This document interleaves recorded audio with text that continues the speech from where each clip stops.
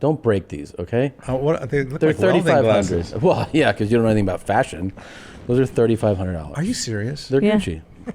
Oh my God, you look so Italian, so cool, so fashion These are forward. like ski goggles. Welcome to your mom's house.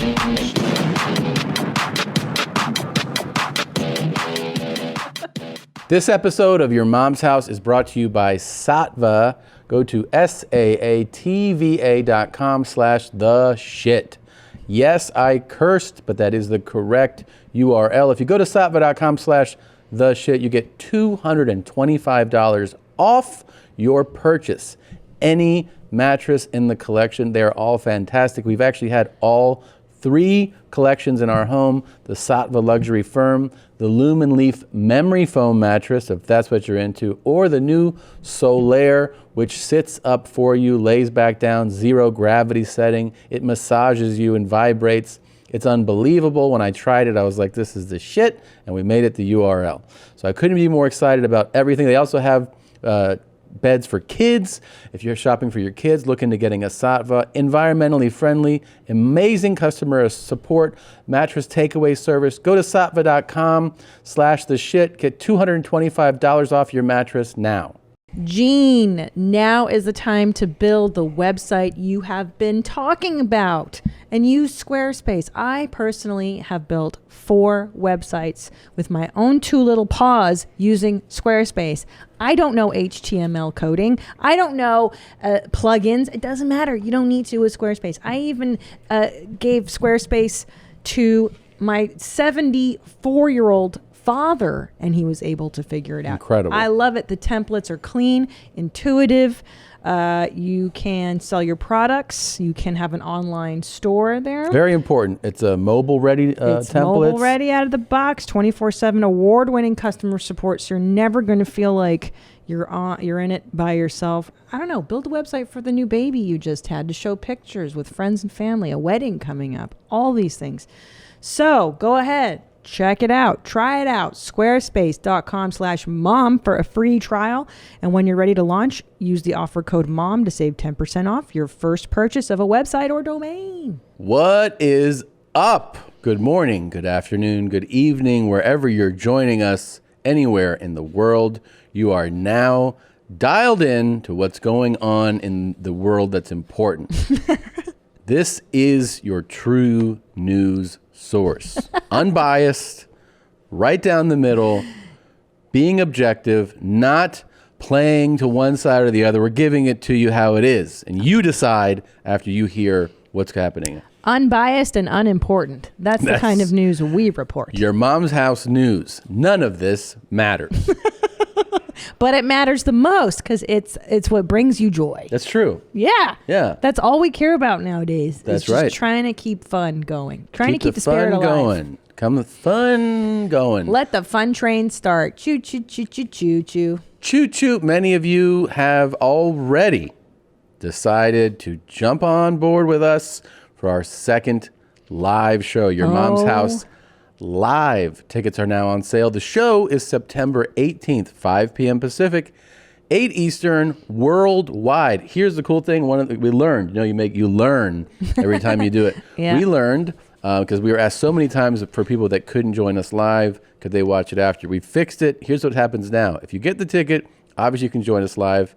If you can't watch live, you can watch for an entire week. So you have a week with the video. So that means you can watch it all the way until almost midnight on Friday, September 25th or 26th. I forget what the date is. The following Friday. You said Friday. Instead of Friday. You said Friday, like a real talk. What is it? 25th. Friday. 25th. So you have all the way up until then to watch it. It's going to be a bananas show. I mean, you're going to watch this show. It's going to... Oh, that's going to be good. It's going to be good. Oh, that's going to be good. So I will say... Oh, my God. That if guy. you haven't yet bought tickets, please, Show me that you like me. okay, get tickets.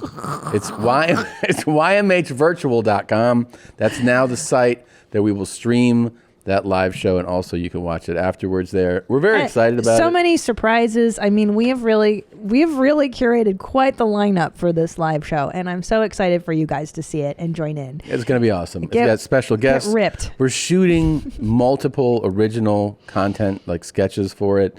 It's a whole new thing for us, man. So you know what to do, ymhvirtual.com. Come on, show me that you like me. Okay. and the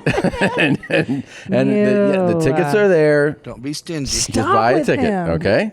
And don't be like, I am a fucking Jew. just get the tickets, all right? All right. So, Speaking of, do we want to go into the controversy? We were once again fired. we were fired again. We were fired again.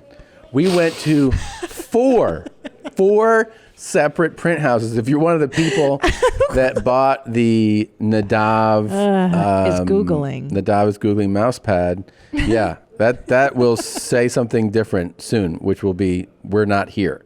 It is being refunded because every print house that we sent it to was like, we politely decline to print the Now, Nadav is Googling lyrics on I a mean, mouse pad. is it the F word or is it the J word? I'm not sure. The F word? Oh. Like, what's tripping them up here? I think it's FJ combined. I think how F led to J is what made them go, I think we'll pass on that. That's too bad because it's really just out of love that Yes. we call him that. And that Well, we the didn't song call is him that. That's Grass just the song. Kingdoms. But I think what I'm trying to say is it's born out of love Right. for Nadav. Yeah. Yeah. I mean, when they didn't print it, we were like, Four different. That's so gay. just print it. Print it. Or giving you money to print something. Just print it. It's and you know what else it is? It's not only gay, it's gay and retarded. Oh, my God. You didn't have to take it there. I think I did because this is a safe space, number one. Okay. It is a And safe space. Number two, It is. it's super gay and it's super retarded. Okay. And I don't like it. I mean, it's a mouse pad. It's a mouse guys. pad. I know. It's And- it's upsetting. Yeah. It's upsetting that they wouldn't. I mean, I thought everybody also, like, that song was a hit. An Everybody- international Yeah. smash hit. People were dancing to it in countries. Yeah. Are you retarded? Yeah. Yeah. So, How many gay retarded people do you think exist in the world? I don't know. Is it a huge demographic? I don't know. I don't know. Are you gay and retarded? Write in. Tell us about it. Oh, that's so gay. We need to talk about the R word. Okay. Yeah, we should get going here. So, here's the thing, man. Are completely retarded. All right. Christine, just Yeah. dial it back. Okay. Okay. Did you know that Christine is the new Karen? People are starting to say Christine now. I know. That is Use the R word. devastating. Yeah, Yeah. I did. Sorry. Isn't it funny when an R word uses the R word? Hey, are you saying I'm R-worded? Hey, don't write on me. I'm your baby mama, so that means your kids are half R-worded. Too. I was not saying that at all. I think you completely missed it. Oh, and I am R-worded. I Yeah, guess. exactly. So, let's get started with the show. Here you go. blow me up top. Hello, I am Miles Pardo, and I'm going to teach you how to Oh, slap fuck. your balls up against your leg. Hold on. Don't bring anyone mother into this. Yo, mom in the fucking stand. Welcome to your mom's house with Tom Segura. And Christina Pajitsin. welcome to your mom's house.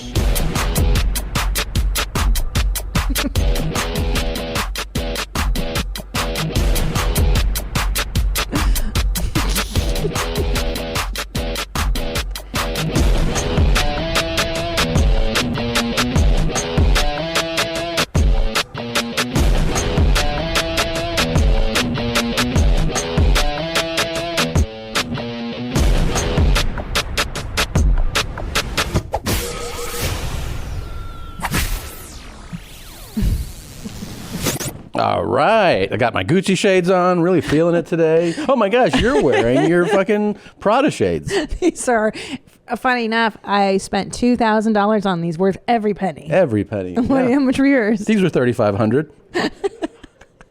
But I can see clearly. Everything is so crisp and clear. Yeah, some people like made fun of me when I first debuted these, and they were like, they look like fucking welding glasses. And I'm like, yeah, because you don't know fashion, fuckface. Yeah, stupid. You're so stupid with your shitty round glasses. Yeah. You don't So understand I'm dumb. fashion forward. Yeah, these aren't expensive, but they last for like a year, and then you get the other ones, the newer ones. You know what's fun to do? Is you buy a pair of like $3,500 sunglasses, and then you just break them. You throw them on the ground. And you do it in front of like a poor person. Yeah, that's what we do. We go and we buy Yeah. them, and then we do it in front of homeless people. Yeah. We shatter them. And I pee on them, Stupid. and then I throw food in their face, and I go, Yep. why don't you eat that, fuckface?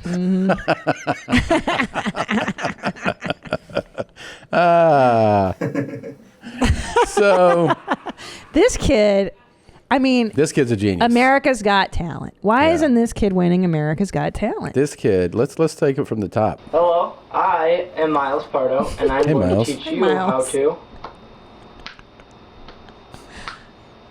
slap your balls up against your leg.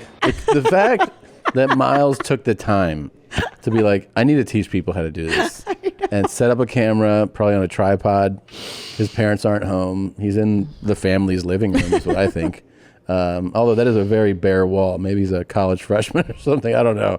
But just that you have the intuition to do something like this. Very proud of you. I agree.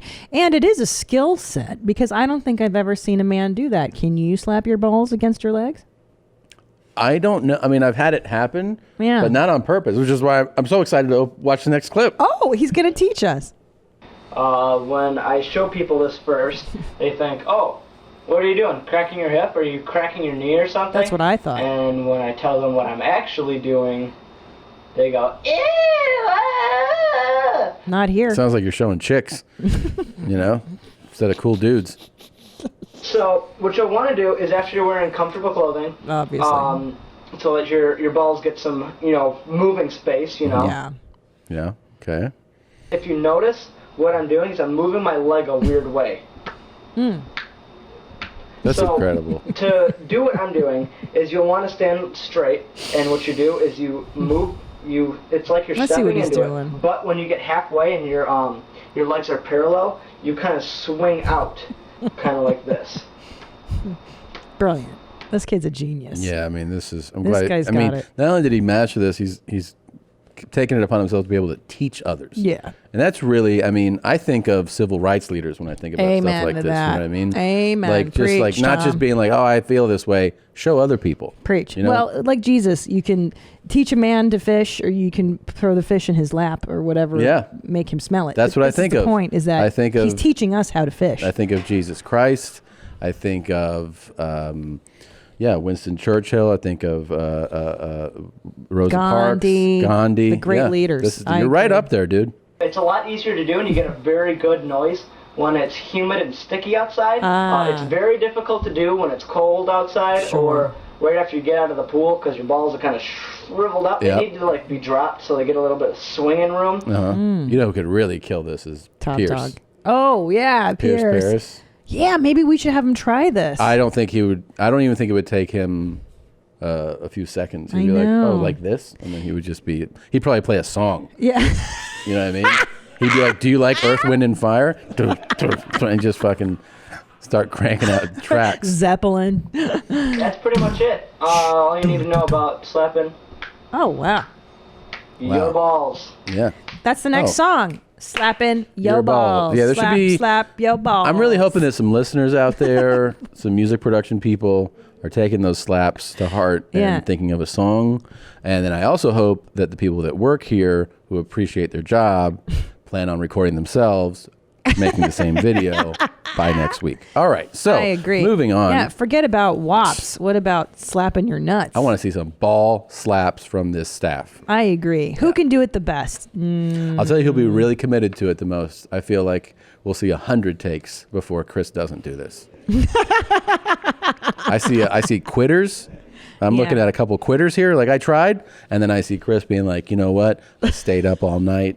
and I have a nice ball slap video for you, boss. That's what I think. Yeah, I'd like to see that too. Yeah. I do feel like you have to be long and lean, like he is. You can't have a lot of thigh meat there. Yeah. He's a long and lean kid. I guess I won't be making one. Yeah. So, so check this out. I didn't realize. I cannot believe we missed this. It was pointed out to me. It came in hundreds of emails and comments. Yeah. You remember the man getting carried out of the store by his son last?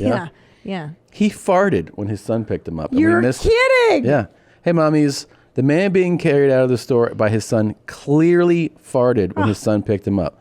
Review the tape. It's very audible. It's cool, though. Even the pros miss the details sometimes and forget to follow proto when reviewing the material. Feathering it, Colin. I can't believe nobody here pointed it out, but here it is for you. Guys, I mean, that's your job, too. Yeah, it's this. Remember this guy? Are you even producing the show? These people won't learn. You're a bunch of idiots wearing masks. You know it's not real. All right, he flips out. You're a dork. Look at you. Look, you're a dork. Now watch this. Fucking pussies. You're a bunch of pussies wearing masks. What? His son picks him up. I heard it. Yeah. Clear as day. There's a squeeze and a fart. Fucking pussies. Yeah. You're a bunch of pussies. Wow. He farted. You know, leave it to the mommies to leave no fart explored. Yeah. Well, I'm sure there's a lot of earbuds in and headphones, and people were like, "Are they not going to talk about that fart?" And nothing is worse than not acknowledging a fart when it happens. I hate when people ignore. Me too. And it's like such a disaster. It's like it's so ridiculous. I actually felt so guilty from not acknowledging that fart. Sure. So that we decided to make up for it. 100%. Well, should we tell the origin story now? Or Well, I'm saying I'm just telling the origin right now. You know? Or you mean like that origin story? Yeah, how this whole thing started. Yeah. We went to dinner a few nights ago, socially distanced. You had to wear a mask. You had to sit outside, outdoors. You had to show you're Christian. It was like a cool place. They're like, make the sign of the cross. I was like, yeah. They're like, do you believe in Jesus Christ as your Lord and Savior? I was like, yes. Is this a conspiracy? The pandemic is a conspiracy. Yes, we know. They're like, will you set this Muslim guy on fire? I was like, yeah. Pour gasoline on him. By the way, I have a promo idea. I want you to do this. Here's the promo idea. I want Nadav, I haven't even told you this, to sit in a bathtub, okay? Just hear me out. Sits in a bathtub. You don't have to be naked. It probably makes more sense if you are, but you don't have to be. You're laying in a bathtub. Okay, I'm following so far. He's in the bathtub naked. We fill up the bathtub with gasoline.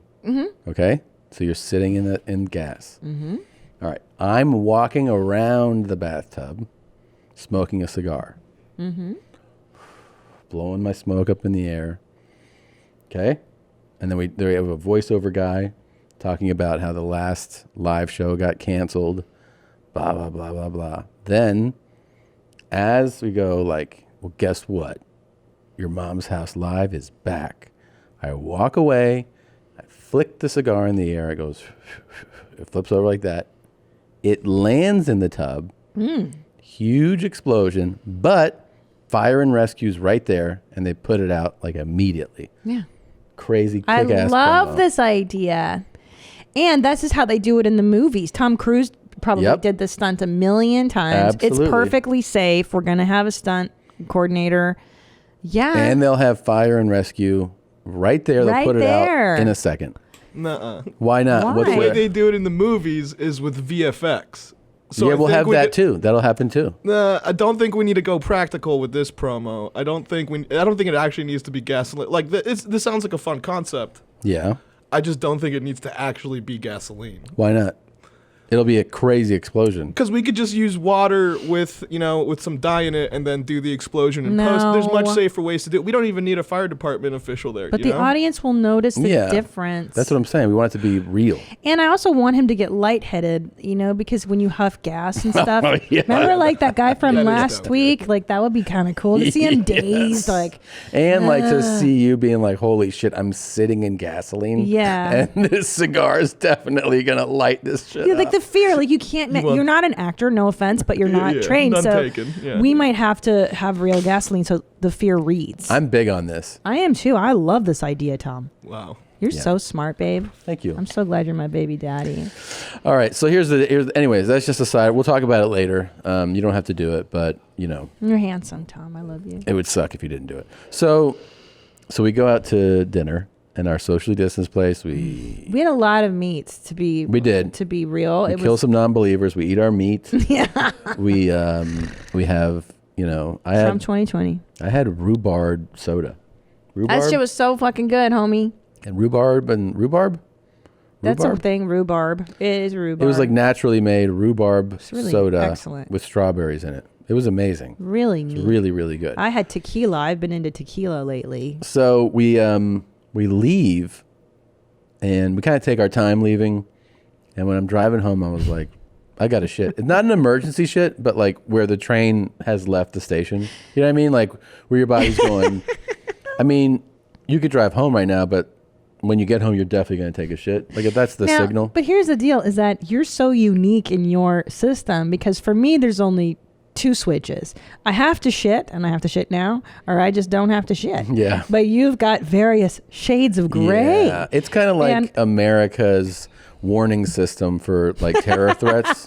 You know, there's a color scale. I think it's like it's like white, green, orange, red. Like it's like that. Like, well, for the listener, I don't know if the mommies know the story, but I discovered that he and I have different speeds of shit. Early on, we were just dating and we were driving around Santa Barbara, looking at just neighborhood houses. We had stayed at a nice hotel and we went to like let's see Santa Barbara. Yeah. We just picked around a neighborhood and like these amazing. We're like, look at these amazing houses in this beautiful neighborhood. Yeah. And then you were like, I gotta shit.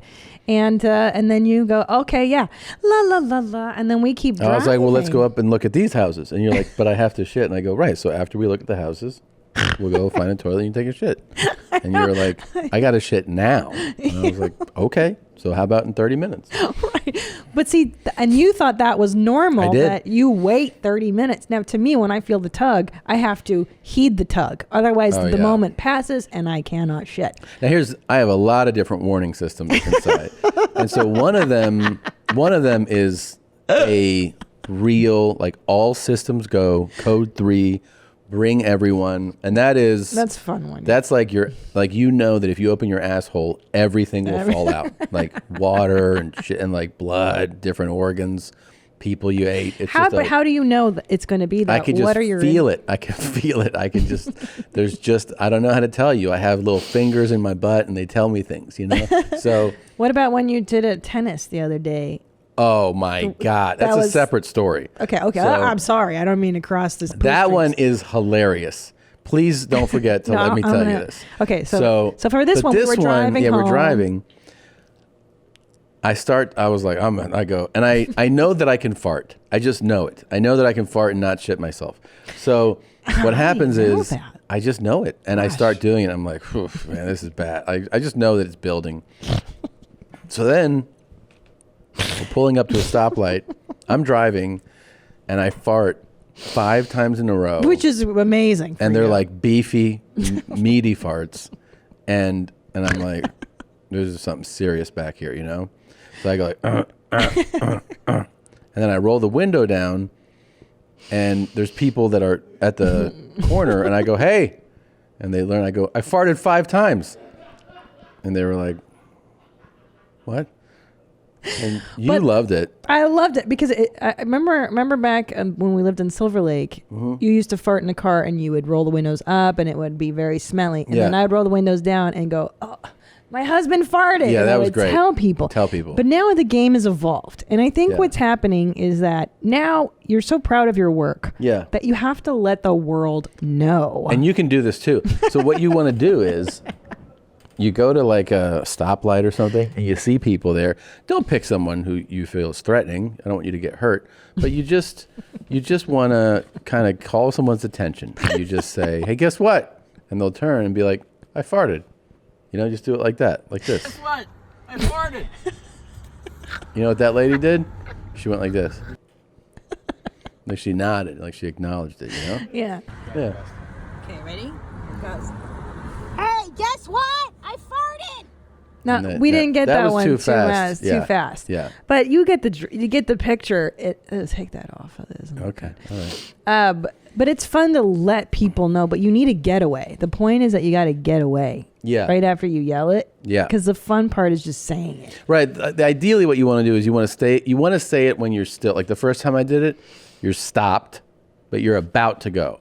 So you basically tell them, they hear you, and then you leave. You don't want to really do it in passing like that. Yeah, that wasn't a great That was guess just what on I the way. farted. But yeah. But you get the idea.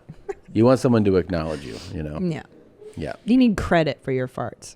Gene, when's the last time you got rewarded for brushing your teeth? Oh, I don't know. Never. Until now, with Quip's new smart electric toothbrush, good habits can earn you great perks like free products, gift cards, and more. You've probably heard us talk about Quip a million times, but this is something brand new that rewards you and your mouth. The Quip Smart Brush for adults and children connects to the Quip app with your Bluetooth. So get this, you can track how, when and how well you brush. You can get tips and coaching to improve your habits, earn points for daily brushing, and bonus points for completing challenges like and most a importantly, streak. Yeah. it looks cool. It does look cool. It's such a great product. We have Quip. I keep mine in my shower. I stick it right there. And now I'm going to be tracking my habits and I'm going to earn all kinds of rewards like free products, gift cards, and discounts from Quip and their partners. Do you already have Quip? Upgrade it with a smart motor and keep the features you know and love. Sensitive sonic vibrations, a 2-minute timer with 30-second pulses for a guided clean. I love that part. It just kind of lets you know. Start getting rewards for brushing your teeth today and go to getquip.com/mom right now to get your first refill free. That's your first refill free at getquip.com/mom. Spelled GETQUIP.com/mom. Quip, better oral health made simple and rewarding. This episode of Your Mom's House is brought to you by MANSCAPED. Do you have a moose near the caboose that needs to be tamed? I'm talking hairy, big, and needs some support. Thankfully, our sponsor today, MANSCAPED, has you covered to keep the hair looking nice and trim and feeling supported. MANSCAPED offers precision-engineered tools for your family jewels. That's actually like is that a euphemism for your balls and your dick? Just learned that today. So, what's happening? Well, you can trim all that hair to make your junk look nice and clean and trim, and that way your partner or your friend or your boss doesn't get any hair in their mouth when they're down there. Manscaped engineering team creates the greatest ball trimmers, and they have incredible cooling boxer briefs. Might be my favorite pair yet. The boxer briefs have optimal temperature control with their crop cooling technology. Right now, get 20% off and free shipping at manscaped.com/mom. That's 20% off with free shipping at manscaped.com/mom. From the moose to the caboose, always use the right tools for the job. So tell the tennis brown. Oh my God. So I've been playing tennis a good bit lately. You can tell by my Rafa hat. But anyways, I'm playing the other day, and I know something's wrong. I actually don't know what's inside. I just feel off. I feel off, and we're playing, and I tell my teacher, I go, I think I go. He goes, "You're all right?" And I go, "Not really. I don't know what's up, but I think I got to go to the bathroom." So he goes, "Okay." So I go. But hold on, do you just tell him I gotta go to the bathroom, Yeah. or you let him know I have to take a shit? No, I said I gotta go to the Yeah, bathroom. okay. Yeah.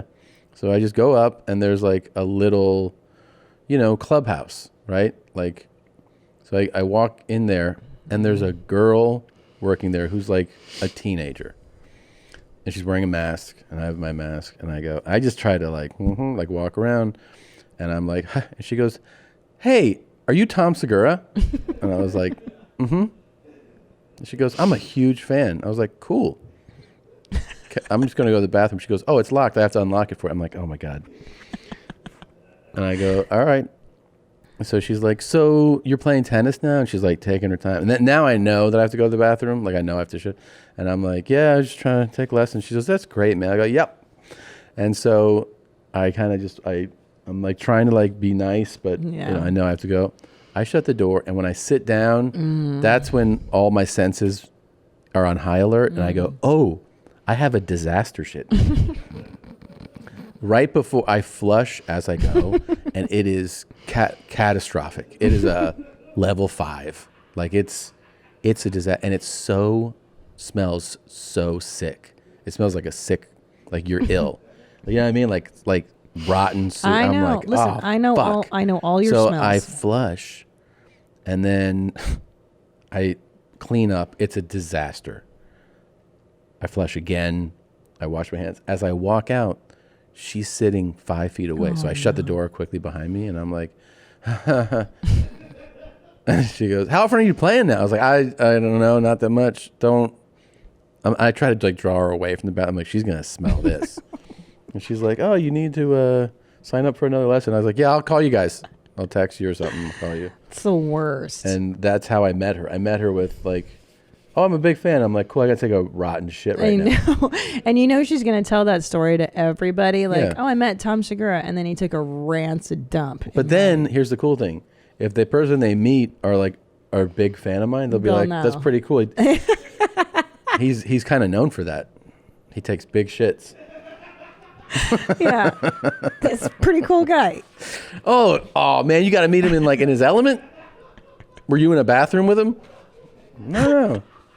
That's true. It would be like a real mark of a true fan. Yeah. I got to know him on his diarrhea bit. So that's pretty cool. Yeah. It's been really cool for me is that you've been romancing me like Ed Asner. Thank you. You've been saying stuff to me in his voice. Like I've been a little obsessed with it. a lot. I watched it last night after I put our little one down. Are you kidding me? I watched the whole video again. Yeah. That you've been saying it to me like, okay, Christina. Yeah. Show me that you like me. Yeah. Well, it's normal size. Show me that you like me. You got that beautiful mouth. Yeah. How big a load I'm going to swallow. Ugh. Yeah. I love it. Let me see all that gum. Yeah. He's so explicit. I said it It's the other just too day. We were much. making sweet marital love, and I said, Let me see all that gum. yeah. And then I did. told you, I told you to do it. Okay, you come. He did. We were about to Okay. make sweet marital love, and then you go, "Show me that you like me." Yeah, You yeah. kept saying, Come on, show me that you like me. Yeah, I'm like, oh, Tom. Show me that you like me. It was so gross. See, and he gets it. He doesn't Annie's like expression's it my either. favorite. That's what I live for. Don't be stingy. He was saying that. Tom was saying that to me, like, don't be stingy. Like, Yeah. doing all the. And then you called me a rotten dog the other day, like in the kitchen. I was like, babe, are we gonna? Because we just finally made marital loves like normal people since your operations, and then. We were just flirting in the kitchen, and then you're like, get out of here, you rotten dog. And I'm like, oh my God, this is what it's like to be with somebody for 15 years. They start calling you a rotten dog. Well, I thought it was flirty. Flirty. Yeah, I was trying to say like you're a nasty whore. Right, right. So I was like, why don't you go upstairs, you rotten dog? Because I thought that was playful. Why don't you clean up, you dirty dog? Get out of here, like that. Yeah. Yeah. Yeah. You guys feel hot? You got your wops on yet? From that, does that make you hot and steamy down All there? right, pretend you're my lady, okay? All right. And we just did it. Hey, get out of here, you stinky, rotten dog. Like that. That is what you do to me. Yeah. That is what you do to me. You like it. You like it, you dirty dog. I mean, is this what happens when you're with somebody? You would never call me a rotten dog. What 2 years happens or in. what happened? It's over. It happened. Yeah? You need to get your shots and your flea meds. Oh my God. Dirty dog. Eat out of the bowl. That's a funny one. That's a genre where that's my favorite porn genre, where they have a lady who's like cleaning and something's stuck beneath the bed, and she gets stuck beneath it. She's like, I can't get out from under the bed, and then a guy just comes up and fucks her. Oh, I've not seen that. That sounds neat. It's pretty great. Like that an adult person would be like, I'm stuck under the bed. I can't get out. And then the guy's like, oh, really? Let me fuck you out. Yeah. Let me fuck you while you're stuck. That's cool. Oh, shit. So You Hitler, watch- let's you talk watch about... good porn. We got an email from Sarah. A subject line, Hitler's meth. I heard y'all talking about naming meth Hitler's meth, and it brought me back to my childhood. My parents dealt meth in the 90s. Oh, dear. Before you can sell meth, you have to cut it because the pure stuff will make people insane. Before adding the cut, they called it the Hitler, which just means pure and uncut meth. So you all are right on that. Wow. Hey. Thanks, Sarah. Thanks, Sarah. Love to hear some more stories from you, Sarah. Just so you know, our email inbox is open for you. The Holy Hitler shit. cut. I didn't know that. Uncut is a real problem, I guess.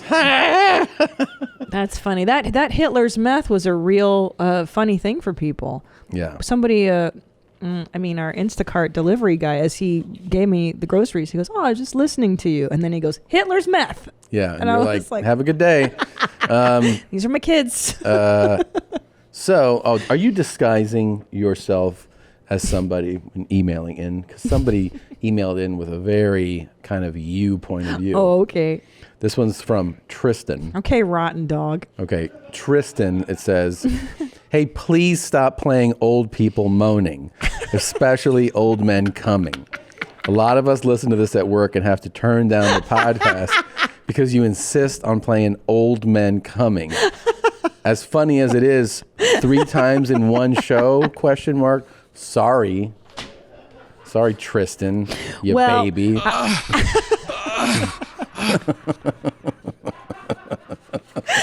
Well, Tommy, I will say I've read some emails that people are getting talking tos by their bosses, and so you don't want to play this show in your cubicle. Oh, I can feel it. Yeah. Also, if you have any other old guys coming, send that in too, because I think this is a great lane for us to be going down. It is, and also it's very unique. No other podcasts are doing this.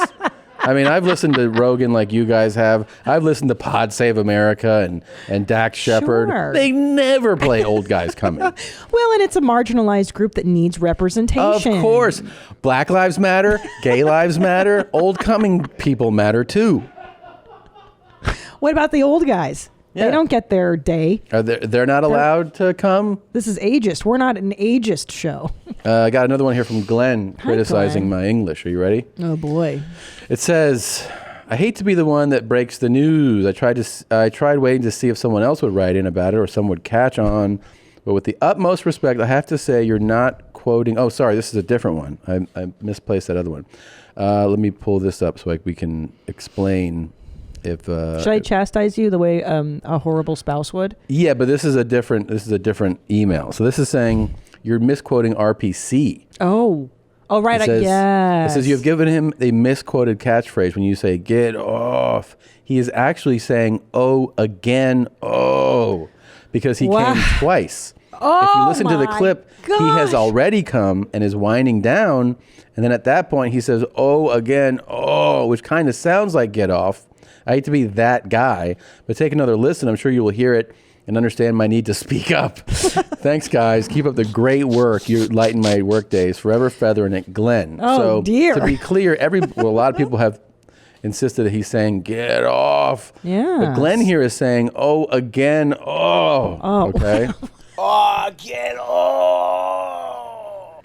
Oh, wow. I mean, this is a whole home here now. You understand what he's saying? I hear it now. I hear again.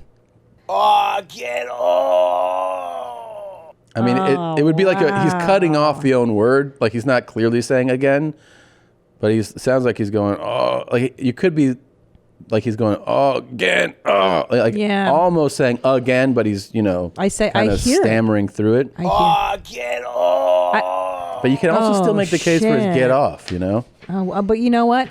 RPC's the only one that knows. We may have to ask talk to him. Yeah. Wow. Yeah. I mean, what do RPC you guys hear? is going to be speaking with us shortly. Are you teasing something? Mm-hmm. Mr. Robert Paul Champagne, what are you saying here? Yeah, I'm going to come now. Oh, okay.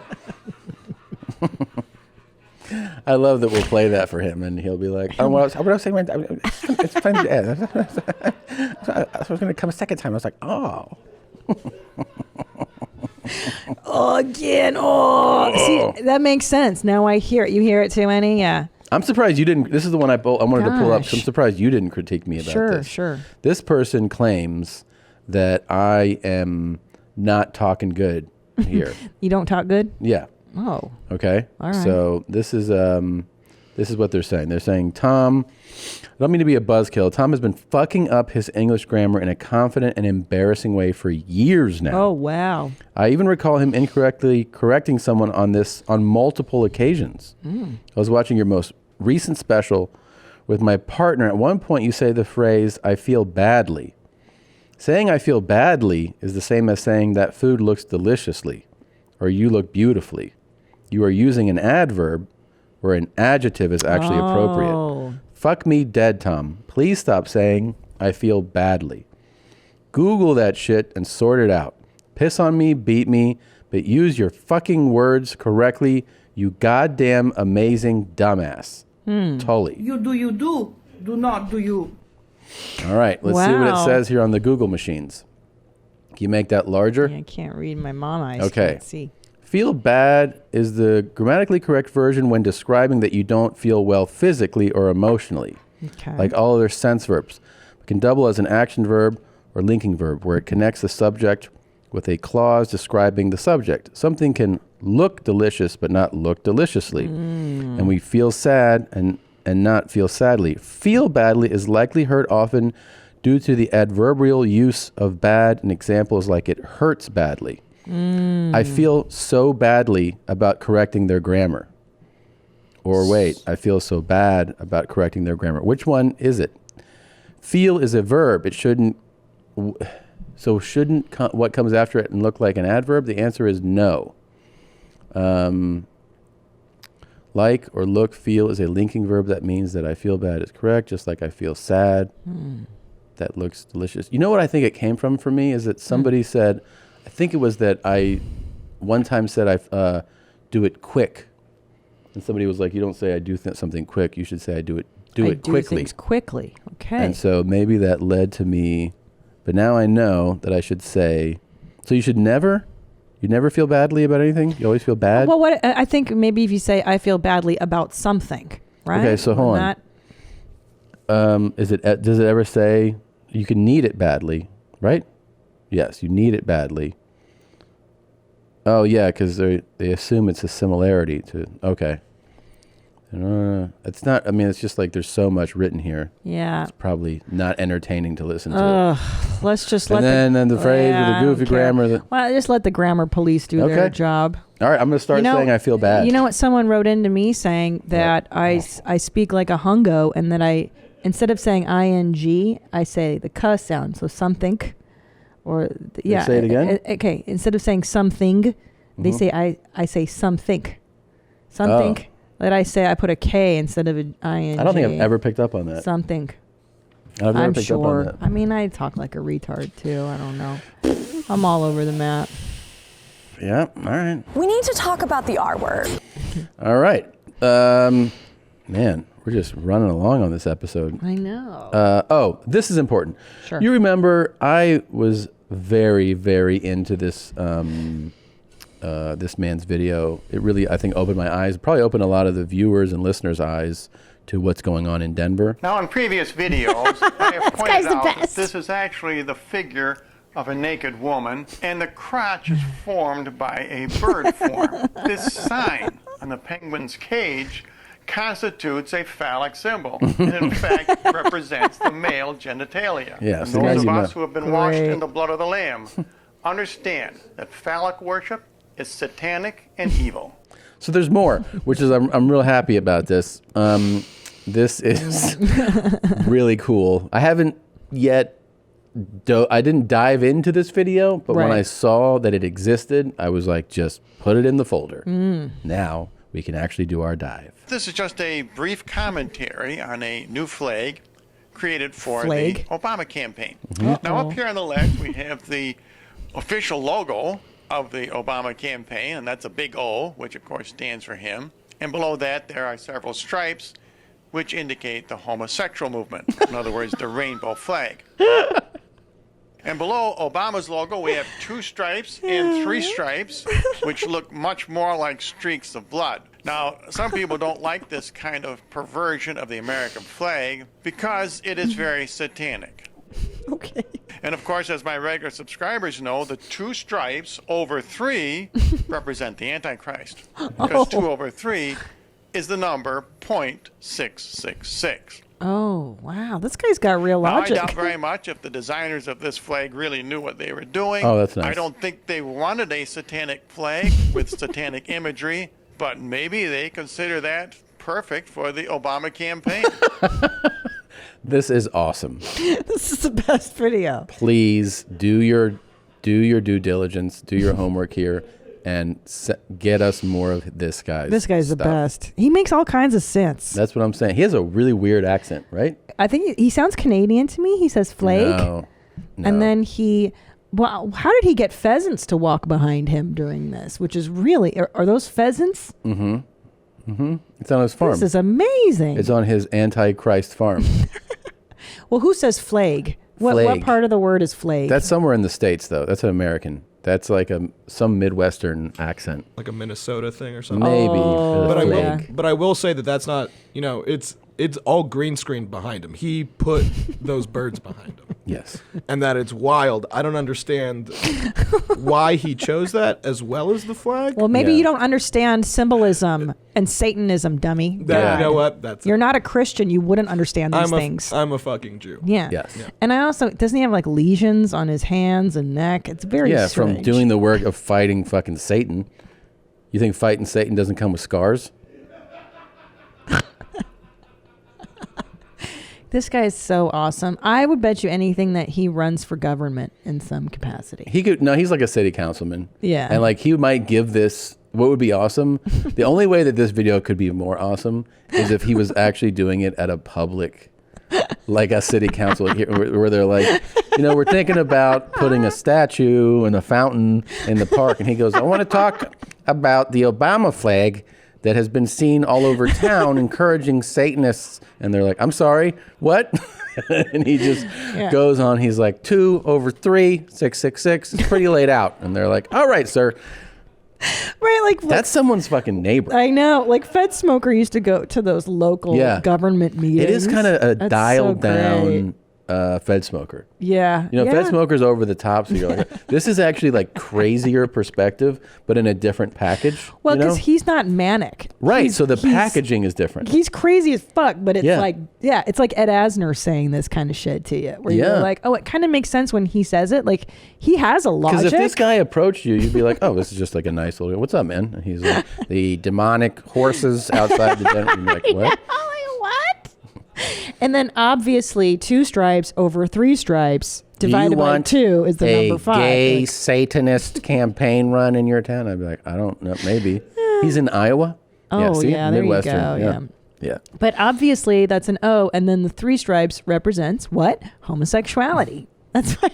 I love that. I love hidden symbols because you can actually say it about anything. You know what I mean? Like you could be like, you see the YMH thing here, and obviously the yellow throughout symbolizes how the Jews and the banking system are intertwined. Pentagons, like, pentacles everywhere, squares, rectangles, the shapes of the demon. Well, I mean, if that's what you want to, it's just what they mean. So I can't tell you what to do. I'm just telling you what the symbols mean. Okay. Cool, God, man. he's so sincere and he's so dialed in. Like, Yeah. How do you? Wow. There's a cool guy who has a, sometimes the cool guys get real mad at people wearing masks, and then sometimes there's a spin on it, Here's a spin on it. This short message is for all you guys that keep whining about why you can't wear a mask. It's too hot. I can't breathe. It's uncomfortable. When you say things like that, you just announce to the world that you've never had a woman sit on your face. You know what I mean? No, it makes perfect sense. I kind of dig him. You don't like Speaking of, yeah. Speaking of, you burped into your mask the other day after we had, I believe, was it Korean food? Oof, man. And there is nothing worse than a gnarly burp. Have you been burping into your mask? You wear your mask out and then you you forget that it's on, and then you're like, "Hump," and then you're like, oh my God. Like it's like puking into your own nose. It's like it's so horrible. Oh, it's disgusting. I know, especially like after I eat something like chips and salsa, and then I put on that mask. I was like, I smell like my dog's mouth. Oh God, I know, it really is. It's like a fart mask. It's like if you ever see those videos where someone like has a fart tube on like a fetish mat, and then the guy's like, I just want to smell it. It's like you're doing it to yourself. I know, it's so vile. Oh, it's so disgusting. It really and that makes makes someone's dick hard too. There's people out there who are like, I would love nothing more than if you would just burp into my face. I know, I know. We're so fucked. I know. This is one of my favorite things. Okay. Look at this guy. Here's a song. Here's a song. Fucking hell! Fuck! Oh, here comes the dog. Checking on him. I keep trying to fucking shut the door. Grab me guitar, please.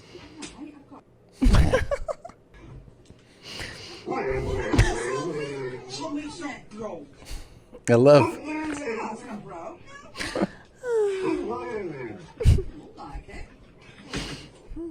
I love everything about it. I love the setting that is like an old picture of him holding a guitar on the piano.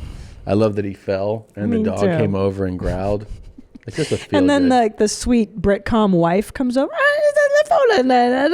Yeah. Oh, it's fantastic. This is us in like 20 years, right? 20. That's Fucking it? 5.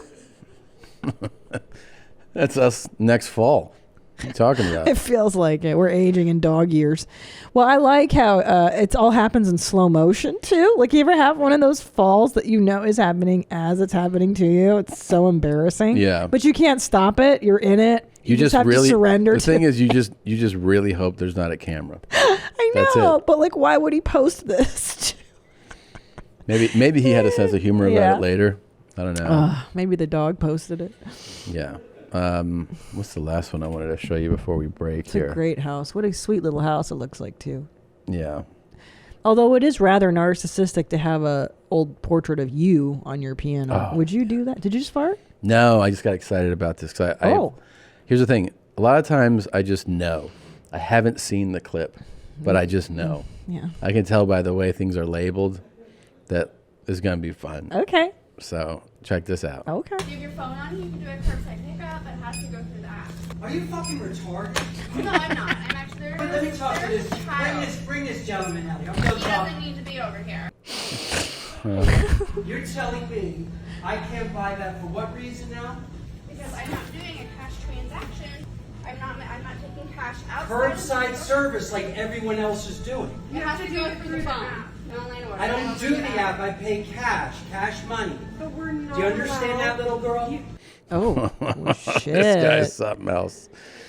You have to be wearing a mask. Are you guys on drugs? Am I missing something? I think. No, I'm not. Okay, And watch your mouth, dude. Wait, so he's allowed to say it, and then someone says, "Oh, wait, are you?" Is that what they said? And then he's like, "Watch your mouth." I love that. Yeah. I can say whatever I want to. You say even a hint of something back to me. You watch your fucking mouth. Walk out the cops if you do not exit my store. You keep using vulgar language. There is a child right there. What vulgar language? I'm not repeating it. A company-wide policy. Also, corporate requires everybody. And I'm telling you, I cannot wear the mask. I'm medically exempt. Do you understand that? There's no medical exemption. I can go get a Yes, there is. Mr. Smarty Pants, you don't know what you're talking about. My husband's a pulmonologist. You're what? Is he? He's just in he's in swim trunks and no top. Yeah, and he's got a towel around his neck. Okay. So cool. What did you say? Your husband? Let me have a good look at you. Dude, strong Fed vibes. Mhm. What do you say? I'm gonna have some fun with this one. Is that what he said? Out of his mind. Holy shit. He's gonna kill What me. did you say? Your husband? Let me have a good look at you. Oh God. Oh, I'm gonna have some fun with this one. Oh, wow. Now, see, I told you this was going to be What's a killer. in the fanny babe. pack? Yeah. Another thing, He is doing the old school waistline hide vibe, where you hide your hoochie, you hide your waist, Yes. and you put it up over your, like you see in the 1940s, where like men never worked out, so they just pull their pants up over their gut. Yes. Well, my stepdad used to do this move. He was a fat Indian guy, and he had a huge belly, like a hard Buddha belly, and he'd halfway up. Don't do what I do. You let it hang, okay? I know. You earned it. You're not fooling anybody. You don't get to hide it. He's got real crazy eyes. And He's got crazy beach vibes. So there's crazy, and then there's beach dog crazy. And we know this breed well from living in Los Angeles. Crazy beach dudes are fucking insane. Yeah. These guys will survive a pandemic. Oh, yeah. Nothing can kill this guy. Nothing. Have you been to Santa Monica now? The only people left are crazy cockroach people like him. That's right. It's all fucking hollowed out. These guys him. just live in the sun, no sunblock ever. They fucking sleep in sand with crabs crawling on them. They fucking smoke meth and cigarette. Yeah, this guy. I mean, you could sharks. You could give him a fucking handle of whiskey, and he'd be like, "I'm fine. What else do you need?" Like he could drink that for breakfast. They're cockroach people, definitely. Oh, this is about to get cool. Check it out. Oh. Are you filming? I absolutely am. Oh, and then it cuts off. Oh, come on, no. guys. What are you doing to us? Because she goes, I absolutely am. And then she was like, this guy's about to kill me. She turned it off immediately. He probably was like, give me that footage. And she was like, Holy shit. Do you know where this is? This has looks like LA. It has strong LA vibes. I would guess like beach city vibes. Mm-hmm. It really does. This bro is like Santa Monica vibes. Yeah. Damn. Yeah, he's got a real crazy beach guy. This dude's a lunatic. All right. We have to take a quick break. We'll be back soon with a wonderful guest. Oh. Bye, Gene. You've probably heard me talk about brooklinen sheets. And yes, they are as amazing as I say they are. People are like, do you really sleep on them? Yes, they're fabulously priced. They're a great quality product. I buy them for people as gifts. But have you tried brooklinen towels? Oh, Gene and I use brooklinen towels every day. How much do you love them? So soft. And here's the thing. They really dry you. They do really dry you. Yeah, they're so comfortable. I mean, why not spoil yourself? I want the towel to feel nice. I know. I don't want a rough towel. I want a soft brooklinen towel. And it just turns your bathroom into a spa experience. They're so plush. It's like the perfect hug to start my day off right. It's like a little, you're doing great. And you know what? They're cozy and warm. I believe them. So brooklinen is the perfect place to find all the comforts for home, including ultra soft towels. And they are so confident in their product that everything comes with a lifetime warranty. Use promo code MOM for 10% off your first order at brooklinen.com. That's BROOKLINEN.com. Promo code MOM. That's how our kids say my name, Mom. Brooklinen, everything you need to live your most comfortable life. This episode of Your Mom's House is brought to you by Raycon. I'll tell you something. I just had an operation. I had a hernia and a vasectomy, and they chopped everything away, and I wasn't allowed to do much fitness-wise but take a walk. You know what I did? I got my Raycons out, I put them in, and I went for long walks.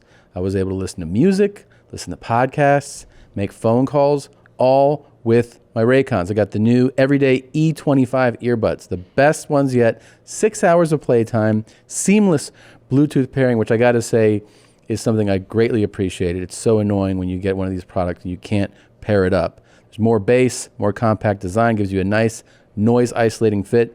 Absolutely fantastic. Company was founded by Ray J, and celebrities like, I don't know, J.R. Smith, Mike Tyson, Rich the Kid, they're obsessed with their Raycons, as am I. Now is the time to get the latest and greatest from Raycon. Get 15% off your order at buyraycon.com/YMH. That's buyraycon.com/YMH for 15% off Raycon wireless earbuds. Buyraycon.com/YMH. All right, we're back, and so is our guest revisiting us for the second time. He's an absolutely hilarious comedian and actor. You know him from all the shows and all the movies ever made. And he's also a great hiker and a friendly man. And he's here for us right now. Welcome back, Kevin Nealon, everybody. Wow. Thank you very much, everybody. And Yes. It's an honor to revisit. I call it revi in the business. It's a revi. Show me that you like me. Yes. Yeah. Yep. And it's my first revi, I believe. Is this your first? Yeah, it's your first revi. You were at the old Yeah. studio. This is the first time here. I said bye-bye to the old pub. studio and then a revi at the new studio. The revi is going well. It's going so well. We have so many memories already. We already have tons of memories. Yeah. Did you ever think you'd be doing this? You'd be sitting in a studio in the smack dab in the middle of the valley in Los Angeles? No. Doing a thing called a podcast? Dude, first of all, I think back sometimes to, we're coming up on next month. 20? Next month will be 10 years of this podcast, of the podcast. And I remember when it started being like I don't really want to do this. It's not really my thing. And to think that like now we think of it as our top priority. Like even when we've booked TV, film stuff, we go, okay, but we have to be able to schedule the podcast stuff. You know what I mean? Can I tell you, I had the best memory. I did this TBS show a while back. Remember? And I'll never forget the producer. She goes, well, you're going to have to live here. You're going to have to stay here for like 3 weeks in this hotel. And I go, I can't do that. I have to do my podcast. And she goes, wait a minute. You mean to tell me you're going to pass up doing a television show for a podcast? And at the time I was like, yeah, bitch. Because my podcast, more people give a shit about. Yeah. than this It's show. so important And to it's us true. And it's more fun, definitely. I've held off for so long on doing a podcast. I do the hiking show, but that's a web series kind of but a that's thing. kind of that's kind of a similar thing though. It's similar, but it's not where you sit in a room and you talk and talk you know, shit. Yeah. It's more of a visual kind of but whatever. But now I'm close to doing a podcast. Yes. And you should. Yeah, you should. But I held off so long because everybody was doing one. But it was like everything else. It's like stand-up. Yeah, everybody's doing it, but if you're good, you'll rise to the top. Right. Always. And people will find you like They you will guys. find you. And they will like your sexy arms because I feel like you're showing those off. But right now. you will have to Whoa. finally give in to the illusion that you've been like kind of perpetuating for years that you're tall. I stood next to you. You're 6 inches shorter than me. How did you fool so many people, you think? Well, I think it's a perception thing. Yeah. You know, I was just telling somebody, they're talking about David Zucker, one of the Zucker brothers, you know, where they did all those, like, the Bachelor movies and Airplane. And I love Airplane. And I auditioned for the Bachelor Party, a Tom Hanks movie, a Yeah. long time I ago. remember. And a friend or somebody I knew was cleaning out their old offices at Paramount. Yeah. And they're emptying the drawers, and they found a casting sheet for the Bachelor Party with my name on it. And the only comment in the comment box was, tall. That's it. You in this you learn this. I mean, you always hear the rumors about it before you work in any type of Hollywood thing, but then when you come here and if you book jobs and you meet people, you're like, well, is everybody like as tall as a fifth grader? Like everyone is so short and crazy. so small that like you really become an anomaly, you know? That's so true. And when you meet a tall actress, they glom onto you. They love you. Yeah. Yeah, they want to work. Are you available to work at all? I mean, Sure. are you going to be, you're an actor, right? Yeah. Okay. I had a tall actress tell me that she had to tell wardrobe. I told you the story. Yes. She told wardrobe because the wardrobe lady before we shot this thing was like, you know, doing the fitting and this shirt and this jacket, and then got the actress who's like 6 feet tall. She got her heels, and the actress was like, I can't wear these in this movie. And the lady was like, why? She goes, because I won't be in the shot. I'll be out of the eye line. Like I'm 6 feet and all these other actors are shorter than me. Oh, good So point. she had to tell I was like, she was like, I didn't think about that. She's like, yeah, I'm a giant next to all these people. you know? Yeah. See, I don't think about it that much for me because, you know, I'm in my body the whole time. And, Right. and I don't think of, you know, I don't have the complex that short people have. Yes. You know, where I don't think, I'm freak. If I was an inch taller, I'd feel freakishly tall. How tall are you? I have a height range of 5'8" to 6'4", depending on the film. But no, I'm about 6'4". But when I see somebody really super tall, Yeah. I'll say to my wife, am I that tall? I Yeah. hope not. And I'll stand next to them and they'll be taller and I'll go, phew. I do the exact same thing with morbidly obese people. I do. I swear to you. I'm always like, everybody who's overweight's always like, God, I fucking hate myself. And then like, I'll see like and I'll be like, am I that fat? Yeah. And depending on how she feels that day, she'll be like, nah. Or she'll be like, you're fatter than that guy. I don't say that. But I do that where I find like a woman who's got enormous tits that Yeah. are really hangy and she's really old and shitty. I'll be like, babe, is that what I look like? Because Yeah. you think you look a certain way. Like I took passport photos yesterday or the day before and I was like, holy shit. Yeah. I look bad. No, Just you don't. you know what I mean? I know, yeah. No one looks bad dynamite. lighting and lighting. The worst is when you were looking at your cell phone and you hit the camera and it's automatically a selfie. Yes. And you look at yourself in bed and you're like, who's that old fat guy? Oh, it's terrible. The worst. And then you see, because everyone's now on TV doing Zooms and Skype calls for everything, for news shows. And then there's people who have their laptop under them for the television show. And you're like, dude, get some books. Yeah. Lift that shit up a little bit. Angles, bro. You look terrible. Angles. It's all about angles, man. Yeah, all angles. And Gucci sunglasses. I don't know if you are into Gucci. Did you want to Well, try first of all, hand it to them, but 5,000. be careful. Don't break these, okay? What, they look They're like welding glasses. $3,500. Well, yeah, because you don't know anything about fashion. Those are $3,500. Are you serious? They're Gucci. Because they're Gucci, their brand. Yeah, let's see. Oh my God.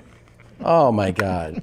You look so Italian. So cool. So fashion These are forward. like ski goggles. I Well, mean, full coverage. Yeah, in Milan. I mean, Jesus let's see. Okay, hold on. Oh, wow. Oh, my God. You got to wear this for your hiking Okay. show. Do me a favor. Yeah. If you audition for anything coming up, show up like this. Really? Are these your sponsors? Well, Gucci, I wish. That's you just, oh my God. Gentle. Sorry. Thank you, Jesus. Yeah. Jeez, I really feel responsible with those. It's too much pressure. I know. It's a lot. I could wear my sunglasses under those. I think. That's the point. That is the Yeah. point. Then you Is that look true? extra cool. You look cool on top of cool. You know? Isn't it funny the way fashions just change? Like you look Amazing. at the I 50s and the way know. they dressed and the 60s. And I mean, who creates these? When are we going to go back to, because my father always brings up that when he was a kid, to fly, people wore a coat and tie. Yeah. He was like, Yes. you put on a coat and tie. And a Vegas show. Even like a guy that works in a warehouse. Yeah. Where he's like, oh, I'm going on a plane. That's because they thought they're going to die. And that's what they would wear in their coffin. Right? Because when you're going like on you could possibly die. Yeah. You want to look good. That's a good true. point. Well, my Sometimes parents, when they board though, right? When you board, you see people boarding and you're just like eyeballing people walking down the aisle. And you're like, okay, so just to be clear, we're doing like the loose neck tank top. So you got your the armpits chest, are hanging out. armpits, shorts, flip flops, Or house slippers. And you have even more egregious. The slippers just are house slippers. House slippers, and then you went as far as to grab a hefty bag to put your stuff. This is a really cool ensemble. Or someone brings their bed pillow. Yeah. Like your disgusting bed pillow. I saw a girl. Well, that's with you. I think I saw a girl wearing, crossing the street, and she's wearing her home slippers, but like walking across the street. Yeah, it's and not then going safe. in the I stores and really like- can't get on board with this because I'm kind of guilty of that with the pandemic. Oh, I almost Jesus wore my Christ. pajamas here today. That's fun. Slippers. Yeah, but you're Kevin Nealon. Yeah, You that's know, true. That's different. But think about these Vegas performers back in the 70s when everybody showed up in a tuxedo to the show. Oh my God. Jacket and tie. And Yeah. now they come out and they see guys with flip flops and shorts in the front row, and there's just a 2-drink minimum. There's no waiters. You can't tip any fancy maitre d' or anything. No, I anymore. know, you're right. And like the thing is, like, as a performer, there's always kind of this, it's like kind of an old school thing to be the best dressed person in the room. Like they're all watching you. But these days it just takes like a fucking polo. Like you put on a collared shirt, people are like, oh shit, you dressed up. And you're like, no, I'm wearing clothes. But what about a uniform, though? A uniform really fools people.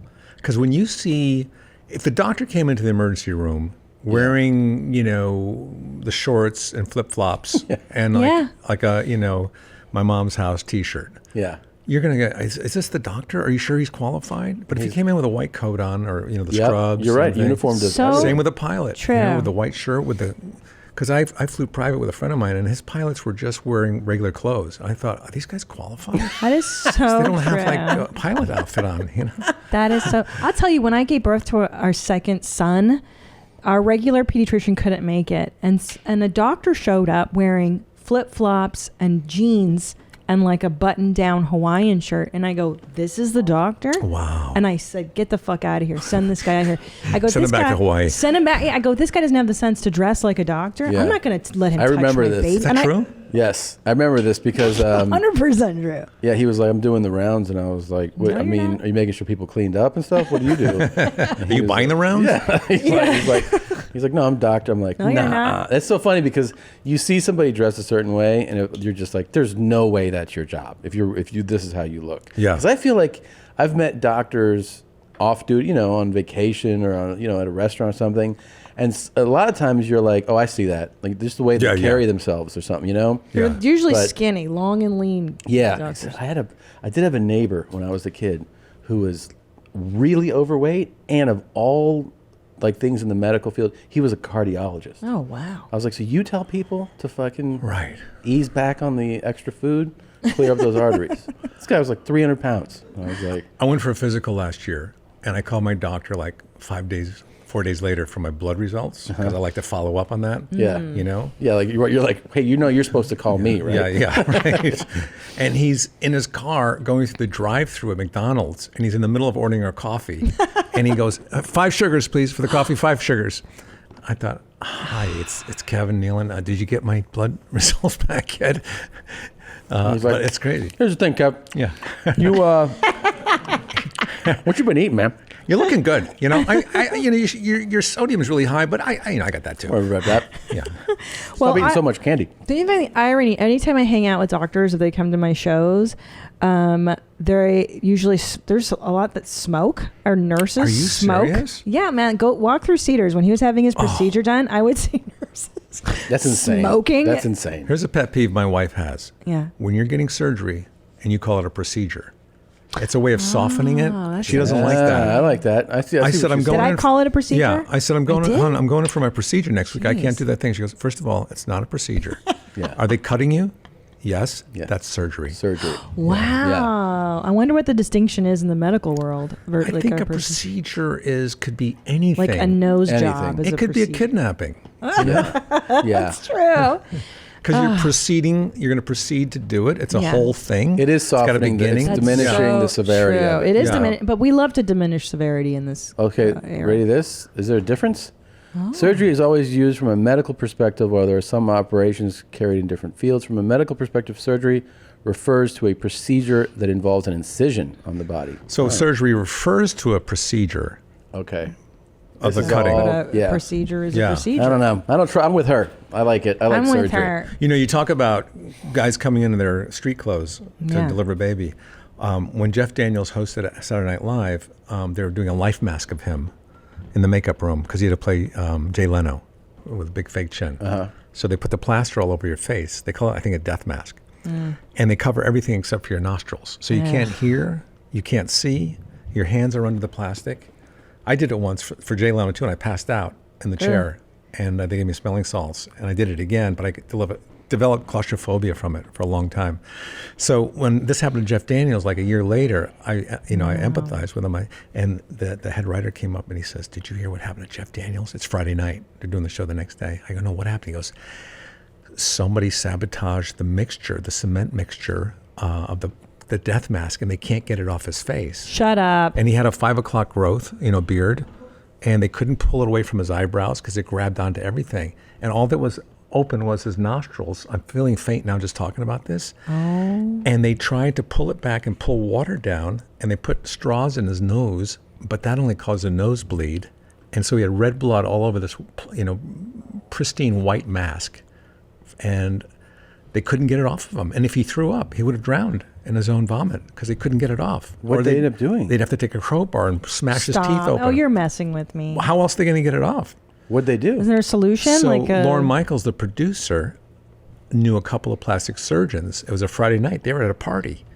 Called them to come to the studio from the party and to help get this guy out of the mask. So they came with X-Acto knives. No. They pulled the mask back a little bit, enough to get the X-Acto knife down there and cut his eyebrows off, each one.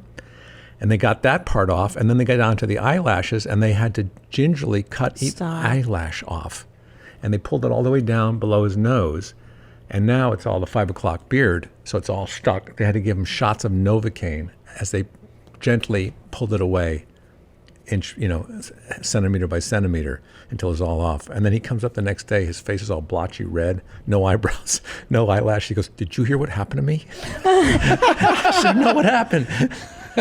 Holy shit. But his wife heard about it, I heard, and she was in the hotel, and she had to run into the bathroom and throw up. She was so nauseated by the whole. Let's be honest here. That is the worst story. If that happens to so many other people, there's no show Saturday, right? Like like Jeff Daniels. That was a rare thing. But I'm saying like he's the person that the horrible thing he can like his attitude. I'm saying was able to like. Hey, we'll go on. But there's a lot of people that would have been like, oh, they would have been a wreck. Yeah. Wait, did they figure out who had sabotaged the formula? Well, the theory is, and I don't know if it's true, but there was someone in the makeup department that was fired, and as a grudge, she mixed the things together. And I so wish you had said it was an actor.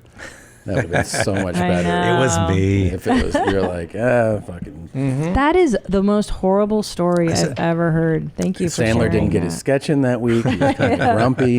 That is nuts. Could you imagine them gingerly cutting your eyelashes away from the thing? Hammered, plastered, half in the bag. I've done those plaster casts of like my body or my face. It is really, it's terrible. But you can feel the seal when they go in to take it off. And you're like, okay, I'm almost free. Oh, it heats up. It heats up, and that thing can actually burns. kill you. That could kill you. It could smother you. Yeah, because you don't have any sensation because you're hearing in your mouth and your eyes. I've not done it to my ears though. And I tell you, I developed claustrophobia from that. I would too. I couldn't go through the tunnels in New York to get out of New York. Holy shit! I had to like have a headphone on and headset, and if a plane got stuck on the tarmac, I would be terrified. I never thought of myself as being claustrophobic. And then later, like in my 30s, started to get like panicky in certain situations, enclosed spaces, small elevators. I bet you're a good sweater. Do you sweat well? I sweat, He's so sweaty. You'd be a great panicker. Oh, man. And then I just, it had been years since I had an MRI, and I had an MRI recently. What happened? And, I just, even as we're getting in there, I go, because my dad had an MRI a few months ago, and he had told me, he's openly like, claustrophobic. He says it. He came out? He came out as claustrophobic. Wow. Came out and he's fully transitioned. Came out of the closet. Yes. Good. Yeah, That's good for claustrophobics. Yeah. Get out of that. Sooner the better. He was a man. Now he's claustrophobic. So, and my mom, she goes, oh, they gave him Xanax to chill him out. And I was like, oh, really? And I was, so in my mind, I go, that's part of the offer, the routine of doing this. So I show up. And I'm starting to get a little jittery about it. And I was like, all right, so we're about to they go, okay, put all your belongings in here and then we'll go to the room. And I go, hey, so can I get something to, for the kind of the anxiety of it? And they were like what? And I was like, like a Xanax or something. And they were like what you gave my father. You know what I'm talking about. And they go, did somebody drive you here? And I was like, no. And they're like, we can't give you anything. And I was like, okay, so is this over now? And they're like, I mean, do you still want to do it? So what I did was, I told them, I go, I feel like I might freak out. So I had the noise canceling headphones on. Yeah. And I closed my eyes and I told them, put something over my eyes and just, I'm going to not, try to not acknowledge where I am. That's smart. So I just talked to myself basically and just tried to zone out and almost fell asleep. This is before the procedure? Smart. This was actually to look at my shoulder. Surgery, Kevin. Oh, just to look at it. So my shoulders started really bugging me. So I ended up having that MRI, and I do have a torn labrum, but that's in the vagina, isn't it? It's in I have one in my labia and in my shoulder. Because my labia hangs out, it's very loose. Yeah. So no, the funny thing is I have a torn labrum, and I go, oh, and he goes, if you were 21, I would say you should have surgery. And I go, but? And he goes, but you're not, so you don't need it. You don't have much longer to live. And he's like, yeah, you don't need it. And then I do have an inflamed AC joint, is it called here? Jeez. So he was like, we could give you a shot, cortisol to kind of make that go down. But I love that the MRI revealed that I do have a torn, labrum. And they're like, but you don't have to do anything about it. I was like, oh, so I am feeling something wrong. And it is wrong. Is that part of the rotator cuff? I think it's where the ball goes in the socket there. I thought that was a car part when you said rotator cuff. I didn't even think. Oh, yeah. What's up on the Googles?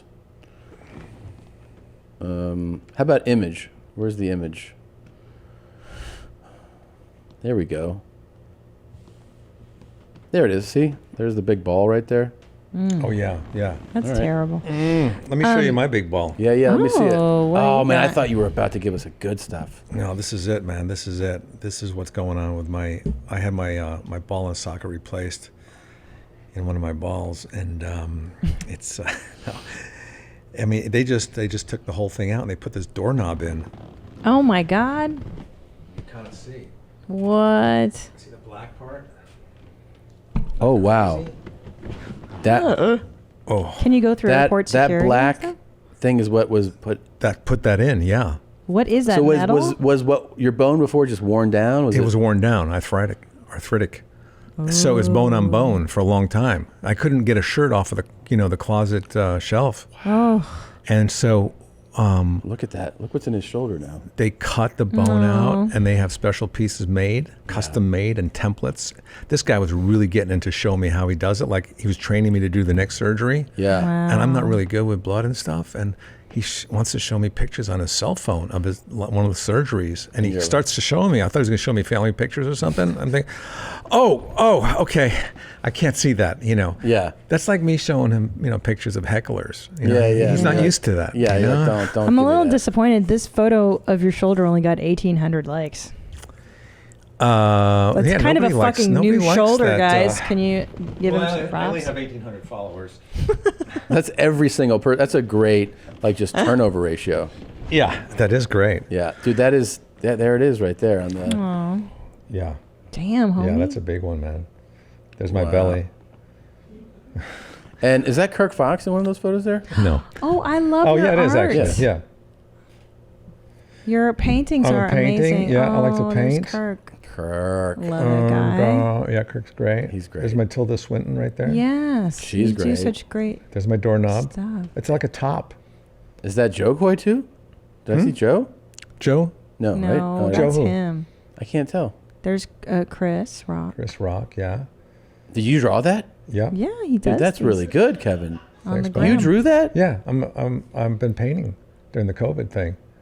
All those Jesus. all the artwork up there is my stuff there. It's amazing. Dude, But- that's incredible. Thanks, man. I do a lot of stuff, Tom, but nothing really good. That's really good, That is man. I'm a pretty really good artist, a good. pretty good comic. I'm a pretty good pilot. Just can't get off the ground. I don't want to go on the plane. I like your Did you show hat-ish that to one. Chris? It's good. No. No. I mean, I might have tagged him, Oh. so he might have seen it, but I haven't heard Was from he a him. good castmate? Yeah, he was good. Yeah. Yeah, he was kind of like, he came in the second wave with like Farley and Sandler and Spade and those guys. So they were kind of, there was like an age difference there. They were like the younger, newer guys, and they were off in another wing. And I go over and visit them, and it'd be like visiting your kids on the dorm, like there's pizza boxes on the floor and everything, and Playboy magazines everywhere. And Rock, I remember, had an office off of theirs. But his was like really organized. He had like Malcolm X posters on the wall and Martin Luther King books everywhere, Yeah. So he had his stuff together, but those guys were just like talking about their triumphs the night before and who they bedded and, Yeah. They were animals. Well, they're totally animals, man. Yeah. Yeah. That was like that.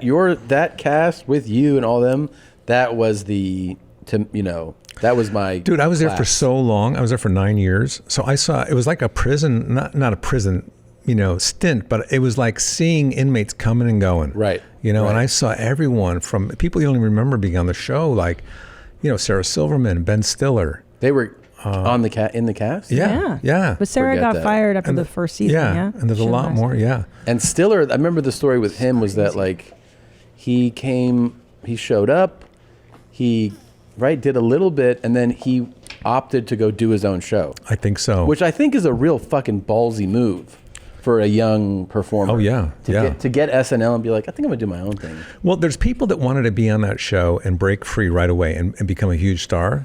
Yeah. And it's very frustrating when they didn't because it's an ensemble show. Right. And plus the stress of the show too. I think put people in a position where they really wanted something to happen quickly, or they would feel like they're failing. Yeah. And I didn't have that, because I was never a sketch player to begin with. I was a stand-up. And I just happened to get on the show, and so I was just happy that I wasn't fired each week. I think, oh really? You want to go another week? Okay. And then after 9 years, I think I was just tired of it because I was going out and I was doing sketches with other people, like with food in my mouth still from the craft service table. Yeah. I'm doing my scene and picking my mouth, food out of my mouth. I'm doing a scene with Tom Hanks or something, And I thought, maybe I'm ready to move on to something else. Well, that's the thing is that when you get to hear about people's experiences on that show is the first of all, it's like 6 days a week, right? You're Yeah. working 12-hour days, 6 days a week. So it's physically grueling. And then all the mind games and all the bullshit stuff that happens. I mean, are your adrenals just shot from having been on that show for 9 years? It does burn you out. I realized early on that it wasn't a sprint, it was a marathon. So I didn't beat myself up if I didn't get a sketch on. And I was only hired to be a feature player, which means guaranteed 7 shows out of 22, and a writer the first season. And then the second season, I was offered the opportunity to become a regular cast member, or you could just keep your writing credit and be a feature. And of course, I took the regular cast member and continued to write, but didn't get credit like everybody on there that, was a cast member. And I'm glad I did it because, it was a great experience for me. But, I was not like a lot of those other people. I was like happy to like be working with Steve Martin or, so cool. Mick Jagger to watch them play. And sometimes they'd stay after and they'd play a little concert like Eric Clapton or whomever, And I got to work with these dinosaurs that are no longer like Robert Mitchum and Charlton Heston, Wild. And musicians that are no longer around, like who's the guy that sang Pretty Woman? Roy Orbison. Yeah, Roy Orbison. Wow. I always imagine just the anxiety. Like I'll hear about, new cast hirings or something, or I'll just talk to somebody like you and I'm like, man, I try to picture how anxious and nervous I would feel like that first week on the job. Of like, hey, we're all in the room now. Oh my God. Like, did you have diarrhea? Oh yeah. I mean, I remember doing my first sketch. It was a Mr. Subliminal. It was a character I did. And it was kind of complicated because there's like 2 conversations going on at once. Right. And we're 5 seconds away from coming out of the commercial break. And this is my first sketch. And I'm in Studio 8H. And Lorne Michaels, the producer, comes up and he puts his hand on my shoulder and he says, "Are you sure this is what you want?" Oh my God. And Wait, what did he mean by that? Like this life? He was being joking. funny. Oh, yeah, okay. Yeah. At the last minute like that. There's no backing out now. Are you sure this is what you want? Yeah. But, I always saw like nobody was watching the show. You do things to psych yourself out. Yeah. Like what you did before your procedure. Yeah. And I just assumed that nobody was watching the show anymore because it almost got canceled the year before, and they hired pretty much a whole new cast. So I thought, okay, nobody's watching the show. The only people in here are the people that are seeing it, are the 300 people. I've played the bigger rooms than this. Yeah. And then there's cameras, and there's no film in those cameras. Yeah. So let's pretend everybody. Yeah. And so that's how I got through it. What I always imagined was the most stressful, and I may have even told you this before, but you know how there's a thing where like we're sitting around pitching jokes, if you're with friends there's a certain way, but like if you're with like there's a thing where you could pitch jokes and like just really throw out a dud, and you can if you feel like being snarky, you can look at the person next to you or just be like, oh, you can react. So I always, because I've never seen it or anything, imagine the intensity of that pitch room of like everyone in there and be like, God. Hey, what are you working on? And you're like, so I got this thing, and like how you can probably bomb so hard. Oh my God, yeah. Right? It's like epic bombs. Well, here, let me set up the scenario for you. Yep. Every Monday afternoon, you meet in Lauren's office on the 17th floor at 30 Rock with the host for that coming week. Uh-huh. And he sits in the big leather chair in front of Lauren's desk. Lauren sits across from him with a bowl of popcorn and a water. And everyone else, the entire cast, squeezes into the office. There's plenty of other rooms that are much bigger, but we're doing it in there. There's not enough seats for everybody. They got to stand against the wall, Cool. And they still do it like this. I think so. Yeah. Probably. And Lauren goes, after we do our hellos to the host, and they say, well, we've got we have some ideas for you, John Malkovich, and we, Phil, why don't you start? What do you have? Well, I have this idea where, and everybody pitches their idea. And it took me a while, but I finally learned that you don't pitch an idea that you're really excited about, because if nobody laughs, it takes all the wind out of your sails and you don't do it. And it could be a really good sketch. So I would pitch the same phony sketch idea every week. It was a runaway truck stop You ever seen those things? The gravel down a downhill for trucks that lose their brakes. They go down that path and the gravel slows them down. You pitched it every week? Every week. Wait, wouldn't they call you out? Wouldn't he be like, come on with this? No, they kind of got it. They thought, he doesn't want to give up the good stuff. Okay. And the host always kind of liked that idea. But none of them ever asked me, at the end of the week, hey, whatever happened to the truck stop idea? No. So it would be like a bar at the end of that truck ramp. So if the thing is, like, you say that on Monday to just kind of buy you, and then when do you reveal your actual? Well, you reveal the actual thing. If you're writing alone, you reveal it when they read your script on Wednesday in the table read. Okay. And when there's a big stack of scripts that takes like 4 or 5 hours to get through. Oh my God. And you don't know where your script is in that pack, Okay. And so that's how it's done. Holy shit. So hold on. So you could pitch in the room, and let's say Lauren loves the idea. Everyone loves. Is that like a green light? Hey, you're doing that on Saturday. I mean, there's some good things about pitching something that people like, because then they'll say, why don't you team up with the head writer, because they want to get it done, and they'll kind of keep an eye on it and see it through, because it's very difficult to get a sketch on that show, because there's only, I think, maybe 10 slots for sketches, maybe. I don't even remember. Oh, you guys pitch like 100 things. Yeah, and you go in heavy on the dress rehearsal. I think there's 2 or 3 extra sketches that they're going to cut after the dress rehearsal. And you find that out when you go into Lauren's 8th floor office right before, in between the 2 shows. And you look on the board and you don't see yours on the index card. And you realize you just got cut. But, it's a process. It's a procedure. A procedure. A procedure. And so I find that the best advice I can give a newcomer on there is to always include the host in your sketch. And if you can, Lorne Michaels. Oh, well, then for sure it's going to go because he wants to do it. Oh, that's funny. Include him. Yeah. Because how often would he appear? I feel like every once in a while. Every once in a while, like a hall sketch or something. Nothing like as a character thing, but more as playing himself. And he's into that. I think occasionally, yeah. Yeah. I mean, he likes show business. I don't blame him. Yeah. Pitching is always tricky in the writer's room. For a minute, I worked on Chelsea Lately, and you have to learn. It's an art form of learning, like, who's going to like what you're saying, how's she going to react, who's going to greenlight what, whose sensibility matches, and finding an ally. It's so political. I remember I wrote for Ellen once for the Oscars. Oh. And tell us, is she a bitch or not? I didn't really talk to her at all in the writing process. Did she sexually harass? And what was that noise? Is there wind coming through here? And she, and I was pitching, I wrote some really strong jokes, but we're like 2 months out, and I was excited to be writing. I was writing these great jokes and, like, really gold stuff. And I send it in. I think, okay, they should be happy with that. And they were happy with it. And then a couple of weeks goes by, it gets a little stale. Another joke comes in. They'll take that joke. So I learned that if I ever do that again, I would throw in some, runaway truck stop jokes in the beginning. The red herrings. Wait about a week beforehand, a couple days beforehand, and then send in the big ones. Because people get excited about something, and then in show business, the minute the excitement dwindles, it's like out of sight, out of mind. And they're tired. It's an old joke after a while. Right. And by the way, you are a fantastic joke writer. Like, I was telling Tommy the last time you and I did Spade's show together. Yeah. You had me laughing via her, and I didn't even fucking tell the joke. I'm sure I can't even do Which it now. one was it? Were you talking about the article we were referencing was somebody donating money.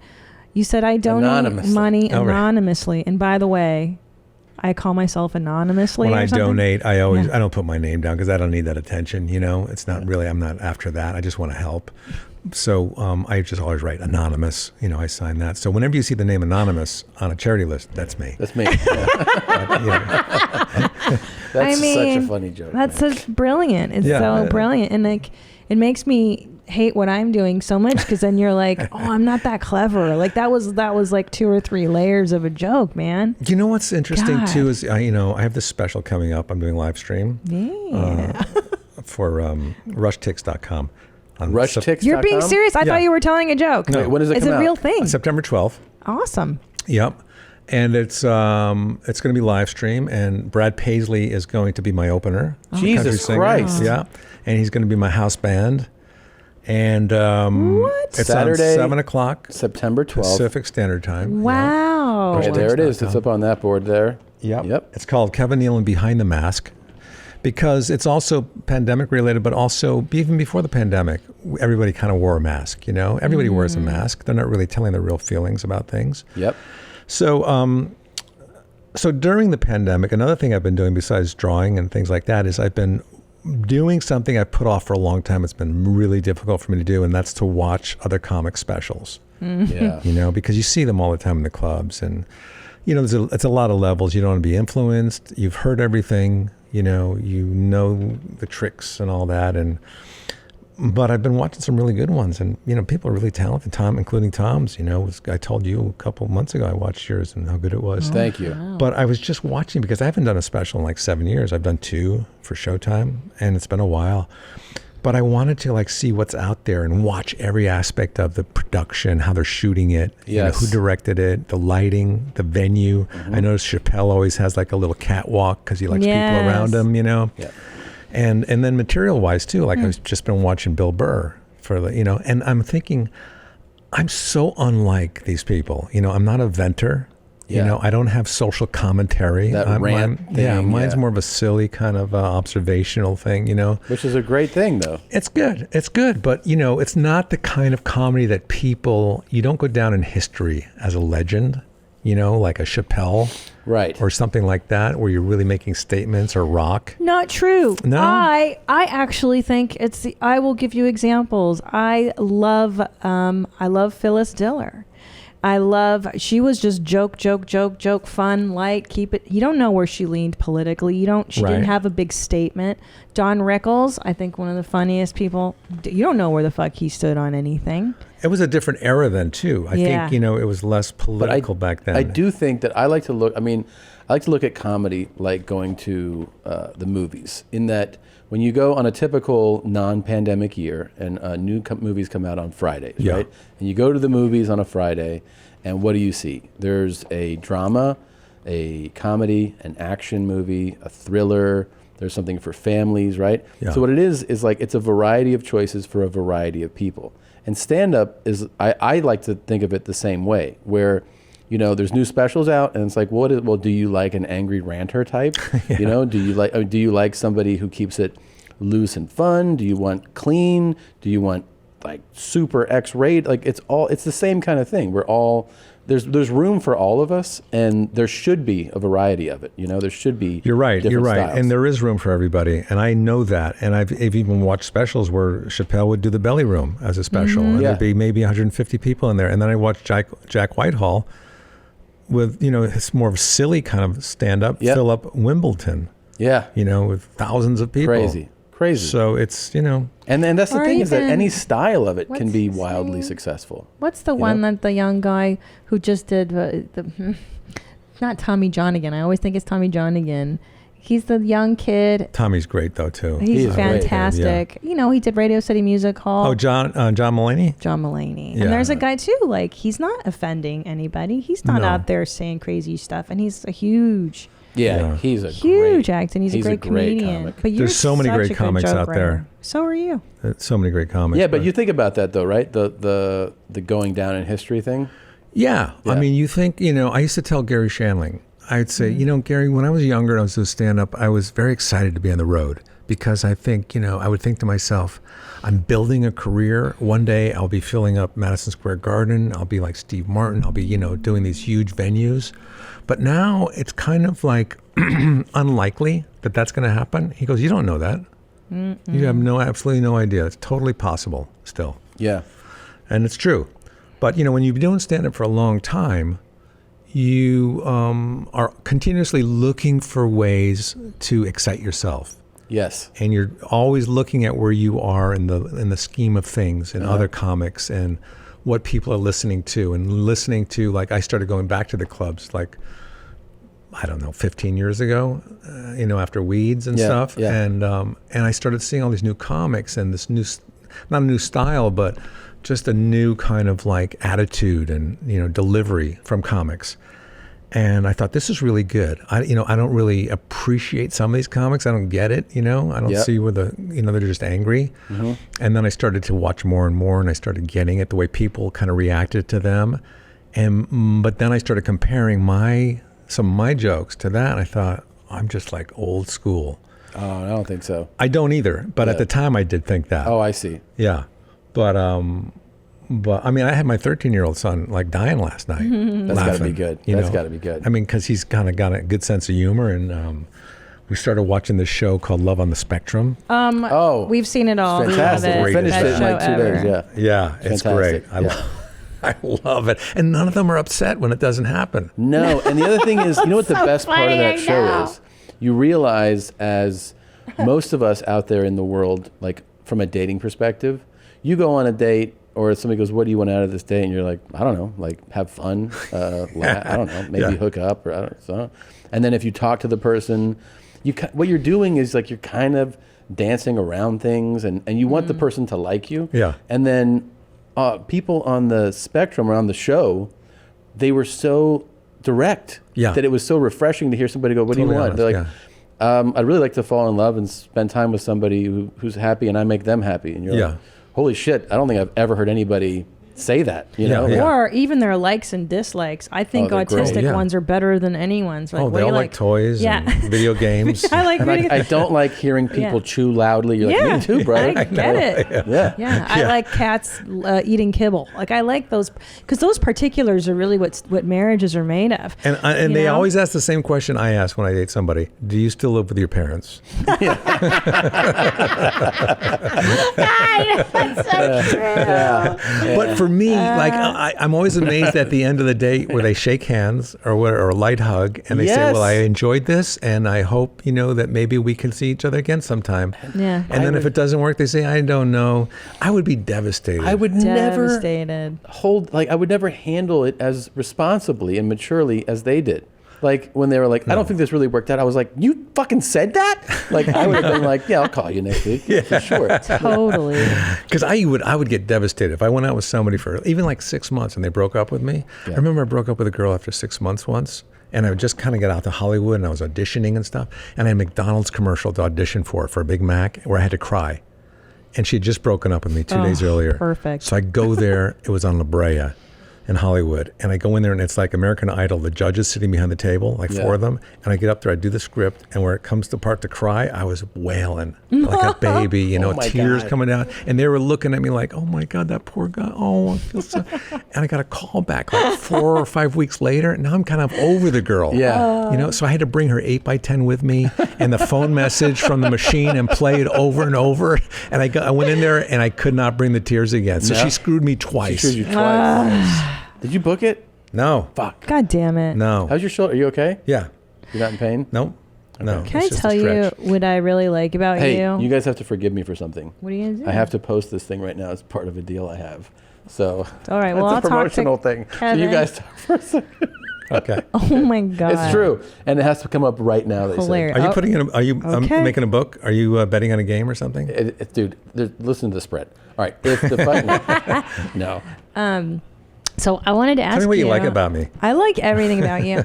I do. You know what I like about you? You are a fantastic joke writer. You're one of those genuinely funny people. Like Tom tells me what you guys talk about on your walk. Not all of it. Hey, Kev. Not all of it. Like Thank everything. You, like how you, Right. And I'm like, oh, that's such like the essence of a real comic. I love it. And I also love that you married a funny woman. I think that's fucking rad. Oh, there's nothing like comedy. Well, I mean, were you married to a regular person before? I was married to a stunt woman. Yeah. So she didn't appreciate my comedy, and I didn't appreciate her falling off of the second floor window. It scared me. Yeah. That was a great thing about when I went to drop her off after first date. I didn't have to stop the car. I just drove by her house. She rolled out. So wait, how long have you been with your funny? Well, Thursday it'll be 15 years we've been married. Oh my gosh. We're 15 years together too. 19 total. Wow, that's great. So 15 is Crystal. I was told this morning, Crystal. And do you ever call her a rotten dog? No. Does Tom call you that? Yeah. Well, hold on. You called me a rotten dog in the That's kitchen. better than an F&B. Wait. I was flirting. We had made love. Yeah. And I was just like, hey, that what's was up? one of the names. I was like, hey, you dirty pig. You were such a slut today. And she was like, hey. And I was like, why don't you get upstairs, you rotten dog. That, Anyways, that's one of the perks of being married to a comic is that we are wildly inappropriate with one another. We're unoffendable, truly, the two of us. That stuff, by the way, is excusable when you're being aroused. Yeah. But after the climax, you cannot say that. No, you can't. I'm going to have to step out. Yeah. I'm really sorry. Oh, wow, this is really coming This is down. crazy. I'll tell you about it in a moment. But Okay, do you want us to continue without you? Are we finished? Yeah, Are we, no, I'd like to come back, Jeez. but I'll be in trouble. Okay. Okay. Well, have fun, Tom. Are you worried about Tom? Is this something serious? Psychologically? I mean, him leaving and this promotional it's thing. Thoroughly Must be a big deal. disrespectful. He would be so mad at me if I did this. He's got his sweatpants on. He's relaxed. He wore his good sweats for Do you. you do his today. laundry? Never. And can I Really? tell you something? No, never. You have a housekeeper. I have a housekeeper. And even before we had one, I refused to because I did it for an ex-boyfriend, and then you become mommy. So I set the precedence very early. I don't do your fucking laundry. Does your wife do yours? No, we have a housekeeper. Smart. Now, but do you But guys she doesn't have... even want to do my laundry. The housekeeper doesn't want to. No. This episode of Your Mom's House is also brought to you by DraftKings. Now is the time to celebrate. Football is finally back. And DraftKings, the leader in one-day fantasy sports, has millions of reasons why you should be excited. To kick off football season, DraftKings is giving new users a free shot at a $1 million top prize with a total of $3 million up for grabs this Thursday's football contest. Getting in on Thursday night's single game showdown is easy. All you have to do is download DraftKings using promo code MOM. Draft 6 players from the season opener, stay under the salary cap, and see how your team stacks up against the competition. So head to the app now to start making it rain today.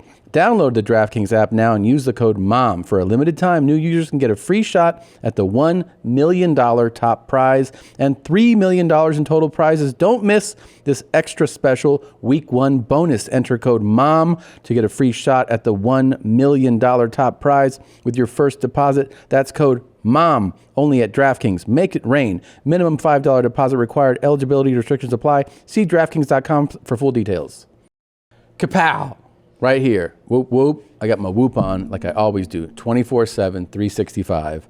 I love wearing my Whoop. I love everything about all that information that they track and they keep for you. You can go back and see exactly how what you're doing is affecting your body. The sleep, the strain, the recovery, the performance. This thing's incredible. I really never take it off. It's absolutely amazing. It also has coaches built in, a strain coach, a sleep coach. I love that suggestion, that nudge when it's getting later in the day where it just tells you, you need to get this much sleep. You should probably go to bed by this time and wake up by this time if you want to feel good tomorrow and be able to perform. I don't know any other thing like this, and I've become completely obsessed with my Whoop. You can give it a shot too. For our listeners, Whoop is offering 15% off with the code YOURMOM at checkout. Go to Whoop, WHOOP, WHOOP.com. Enter YOURMOM at checkout and save 15%. Sleep better, recover faster, and train smarter. Optimize your performance with Whoop. Do you what comedian things do you have? Like, are you guys unoffendable, or are there boundaries with you two? There are boundaries. Yeah. Like, she doesn't like to be the butt of a joke. Yeah. You know, and I've learned that early. Meaning you can't talk about her on stage professionally? She's not into it? She's, in some cases she is, yeah. She's cool with it. But and then some places where I'm kind of putting her down, it's not cool. In the act. Yeah. Yeah. You know what's interesting is when I do stand-up, if I even kind of do that with Tom, the audience does not like it. Really? They do not. I mean, I love him clearly, but they don't even want to hear me complain. Like if he is messy or, he doesn't hear children crying in the night. Like my husband just doesn't hear babies crying. It's amazing. He doesn't hear anybody crying for help, does he? No. I've been crying for help for the last half hour, and he just sat there and texting on his phone. Oh, just the texting. Yeah. So do you get angry when he takes out his phone a lot? Oh my God. Because my wife doesn't like that. I get so mad at him. And then he gets mad at me for getting mad at him about it. For me, it's like sneaking a drag from a cigarette. Yeah. When I get on my phone, I have to go around the corner, take it out, check my, Instagram, and then put it away real quick. Real quick. And now does she check her phone in front of you? Not that often. In fact, that's one of my pet peeves. She's not on her phone enough. Like, I'll try to get a hold of her. I can't reach her. Does it? And it throws me into a rage when I dial Tom and he doesn't pick up. I take it very Because personally. he's always on the phone. Yeah, like you bitch, you know you're there. Yeah. Like who doesn't see the fucking phone? Are you listed as ICE? Because in case of emergency? Oh. Here's what I've learned, by the way, speaking of emergency contacts. Yeah. When you go to a hospital and they ask you for an emergency contact, you know, somebody they can call, I always tend to put somebody I just met down. Because it's a real nuisance and a hassle to have to come and pick somebody up at the hospital. Right. Why not give it to the Uber driver to come and, pick me up? That's a really smart idea. Yeah. I like that. That's what I do. So does your wife appreciate your sense of humor, or is she so over you after 15 years? It's funny. She does appreciate it and she loves it. But she doesn't always get jokes that I wish she would get. Like what's a zinger she didn't get? It could be anything. It could be a joke that I'll say a joke to her and she'll go, uh-huh. And I'll say, really crushed last night at the Improv with that joke. Right. Like I understand you want the acknowledgement and the recognition. Yeah, I got big laughs last night. Yeah, but you don't seem to get it, I guess. Yeah, Tom always tells me, he goes, when I tell, he'll run something by me and he's like, if it upsets you or you don't like it, I know it's going to be an ace. Because I don't find him, because to me it's just like one of his regular thoughts. Because he's so twisted, it's not even a bit. I'm like, that's too normal for you, bro. Yeah. Like there was a bit I did when my wife gave birth. I had a whole bit on giving the birth and being there. And she did not like this. Where the doctor, I didn't want to be helping with the delivery because I'm not good with blood or placenta or things like that.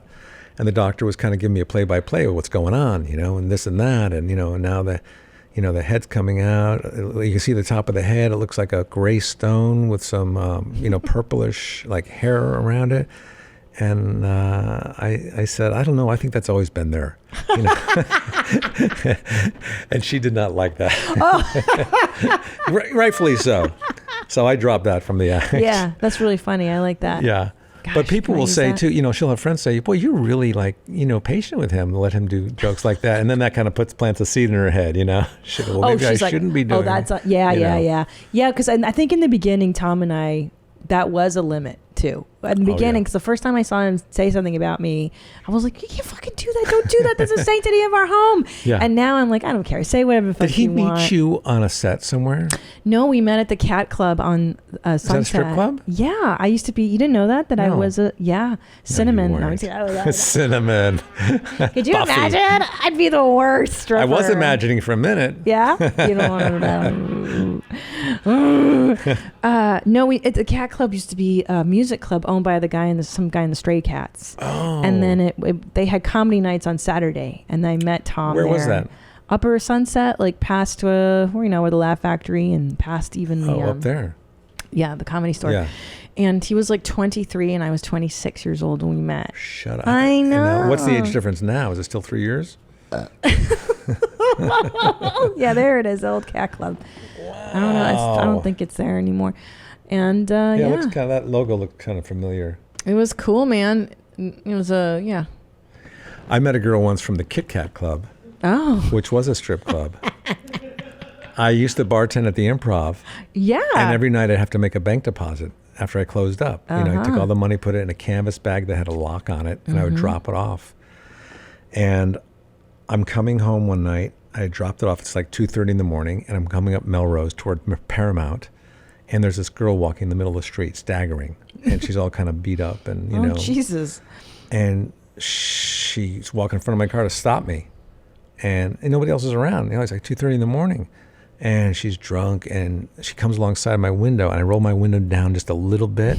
She goes, roll your window down, roll your window down.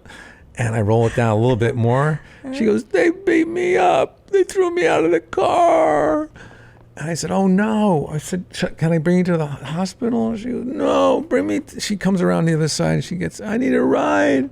She gets in the car, and she goes, bring me to the Kit Kat Club. So she wants me to drop her off at this Kit Kat Club. And she's going to like fall out of the car all beat up, and they're going to think I did it. Oh my God, yeah. And I said, I can't bring you to the Kit Kat Club. And she goes, I have a gun. I said, where is the Kit Kat Club? So I drive her to the Kit Kat Club. I guess it's on Santa Monica. I guess. I know exactly where it was. Yeah. And I drive her and I go around the corner and so nobody will see me. And I open up, I lean over and I open up her door and she just kind of rolls out. Oh my God. And she gets up and walks in. I take off. And then the next morning I'm cleaning my car out. It was a Datsun B210. Yep. You know? And I found a matchbook cover from the Kit Kat Club. I guess with her number on the back. Wow. Yeah. So we started talking a lot. I was going to say. And Kit Kat Club. Do you know that? So we told him we met at the Cat That's where Club. I met this Tom is back. Yeah. You met at the Cat Club. I met this girl at the Kit Kat Club. And he goes, oh, you were a stripper. And I was like, yeah, you didn't know that? Yeah.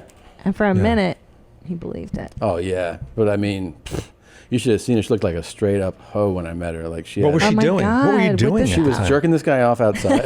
No, wait a minute. Is that true? Was it inside or outside? Yeah. It was outside. I saw her outside. She had on knee-high boots, fishnet stockings. Oh, he loves saying smoking a that. cigarette. 23. Yeah, 26. 26. Yeah, and she was like, and she had, blonde. I think she was pulled back and leather jacket, and she was like, "What's up, bitch?" And I was like, "Hey." You call him bitch? Stupid, yeah. Pretty Bitch much. A lot of motherfucker. attitude.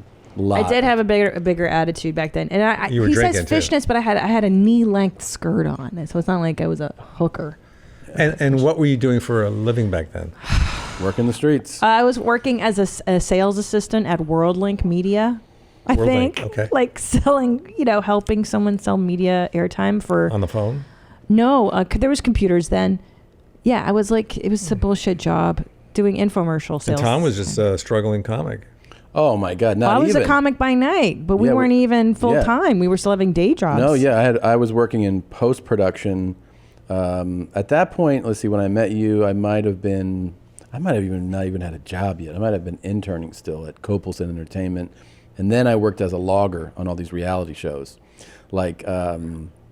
What was it like? You look like a logger, but not that kind of logger. I know. Yeah, he does. Extreme Makeover. Oh, really? My Big Fat Obnoxious Boss. So you'd have to log every episode they made and who was They on it. send and the all tapes. That. Oh, Well, actually, they didn't send them. They sent a person on a flight to hold because the tapes were too valuable, so they wouldn't ship So you them. have to transcribe everything. Yes. Oh my! You must be a good typist. And I'm okay, but He's not. there was a team of us. I'm better than her.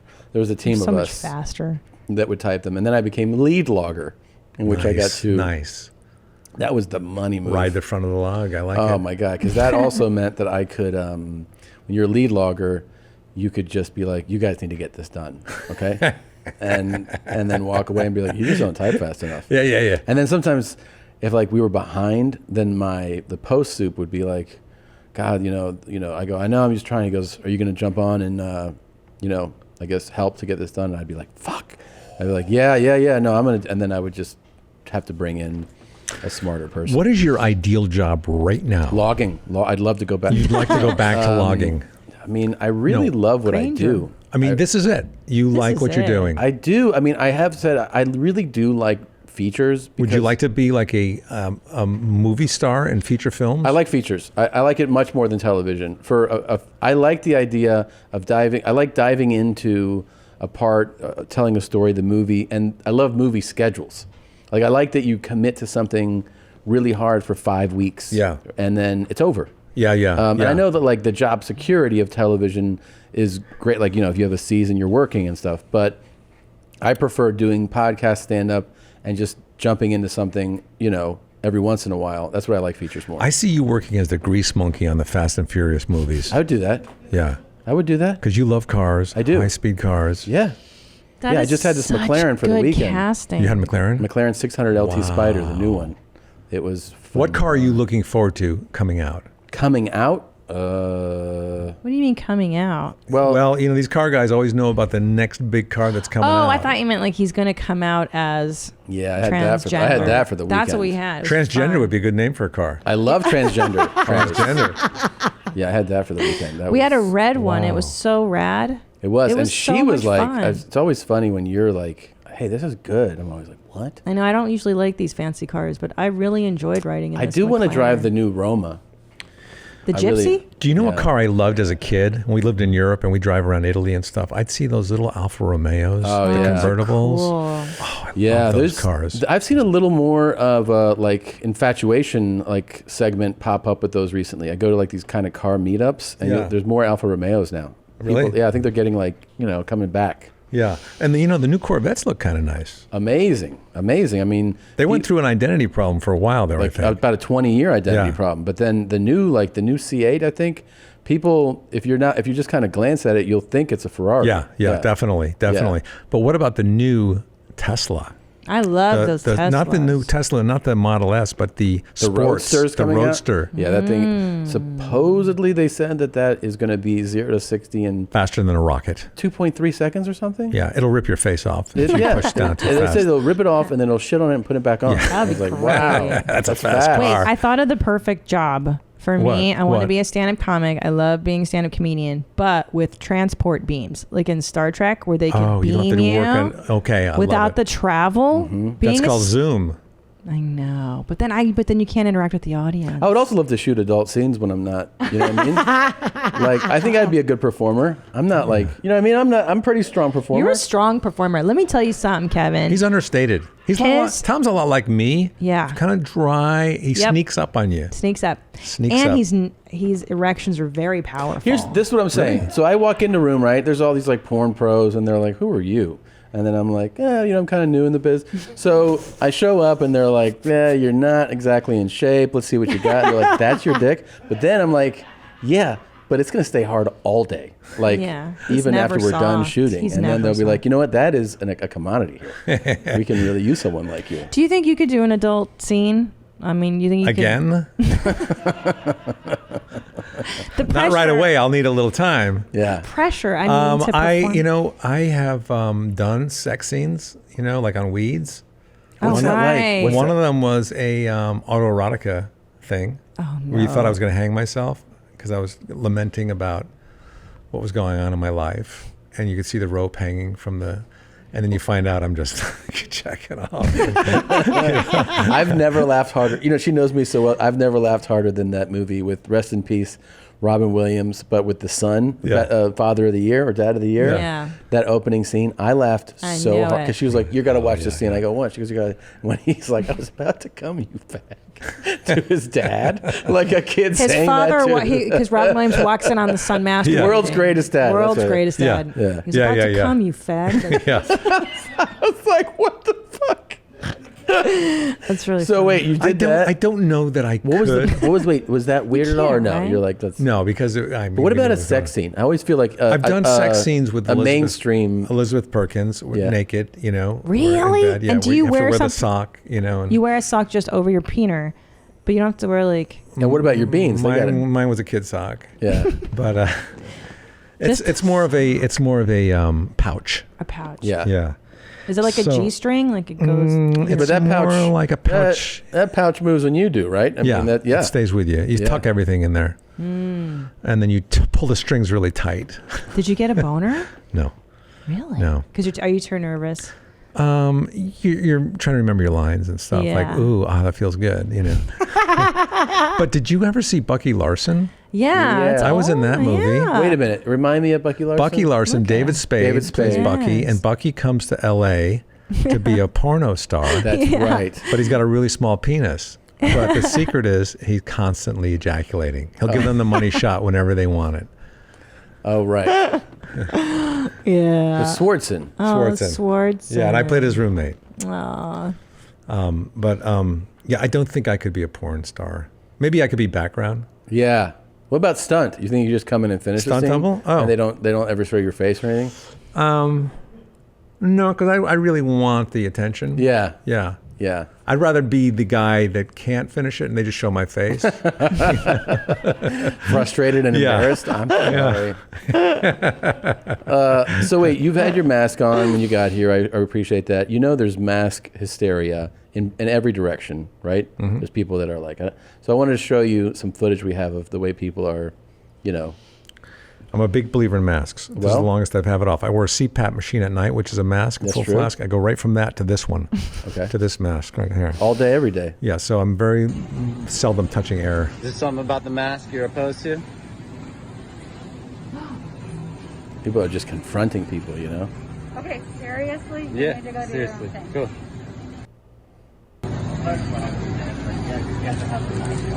This goes just important. Yeah, you're not listening. It's like it's an actual law now. To be in here, you have to have the mask. Yeah, thank you. I appreciate the way you put. Oh, he didn't like the way the guy I'm talked sure to it's him. the first time you heard that, right? It's the first time you've encountered somebody. There's a lot of too of like shaming people now too, you know. Which Well, I'm I don't think that was shaming the guy. I think he was just instructing him to, he should wear his right, mask. but he's shaming them with. I'm saying with the camera, right? Oh, with the camera, yeah. The camera is. Oh, the other guy. Yeah, this guy. Yeah, the camera. You don't need the camera. You're actually disrespecting me because you're in my space. Did you just walk up to me? Yeah. Because I didn't take a step. Yeah, I did. So protect yourself. See, that's wrong. Yeah, of course. Of course. No. You could actually like take her to court and Probably. sue her, Yeah. for assault. Yep. And then the husband's like, Go make yourself You famous. need to get the fuck out of our space. Like, seriously, back off. Why don't you stay home? You're going to be staying home now because I got COVID. Now the guy's instigating it a little bit. yes, he is. He's trying to provoke. Yeah. He wants to get someone on camera. But everyone's a little kind of freaked out, right? Then there's this angle. This short message is for all you guys that keep whining about why you can't wear a mask. It's too hot. I can't breathe. It's uncomfortable. Well, when you say things like that, you just announce to the world that you've never had a woman sit on your face. Good to know. Good to know. It's uncomfortable. I can't breathe. I can't see. I can't eat. Then there's the angle of the guy who he knows that they're going to have a problem with him in the store without a mask. Yeah. And that's why he goes in there. He goes in there provoker. to provoke. Yeah. Like this guy. Do you have your phone on you? He's in the doorway now. But it has to go through the app. Are you fucking retarded? No, I'm not. I'm actually. Let me talk to this. Child. Bring this gentleman out here. I'm done He talking. doesn't need to be over here. You're telling me I can't buy that for what reason now? Because I'm not doing a cash transaction. I'm not taking cash outside. Curbside service like everyone else is doing. You have to go through the phone. Online order. I don't do the app. I pay cash money. But we're not Do you understand that, little girl? Oh. You have to be wearing a mask. Are you guys on drugs? Am I missing something? Requires anybody. No, I'm not. Okay, And I watch will your call the mouth, cops. dude. So, by the way, he said, little girl, and like, are you retarded? Yeah. And then after he said, are you on drugs? The guy said, are you, sir? And he goes, watch your mouth. So like, he's allowed to say anything. Yeah. But if you reply to him. Yeah. It is something how people react to their personal, like the mask, having to wear a mask. They're saying it as like it's a rebellion for some people. It's What's like the ladies? internalizing. Muzzle one of God's Don't you creatures? muzzle one of God's creations. Like people are taking it very personally. I just had collagen put in my lips. I can't hide this. Right.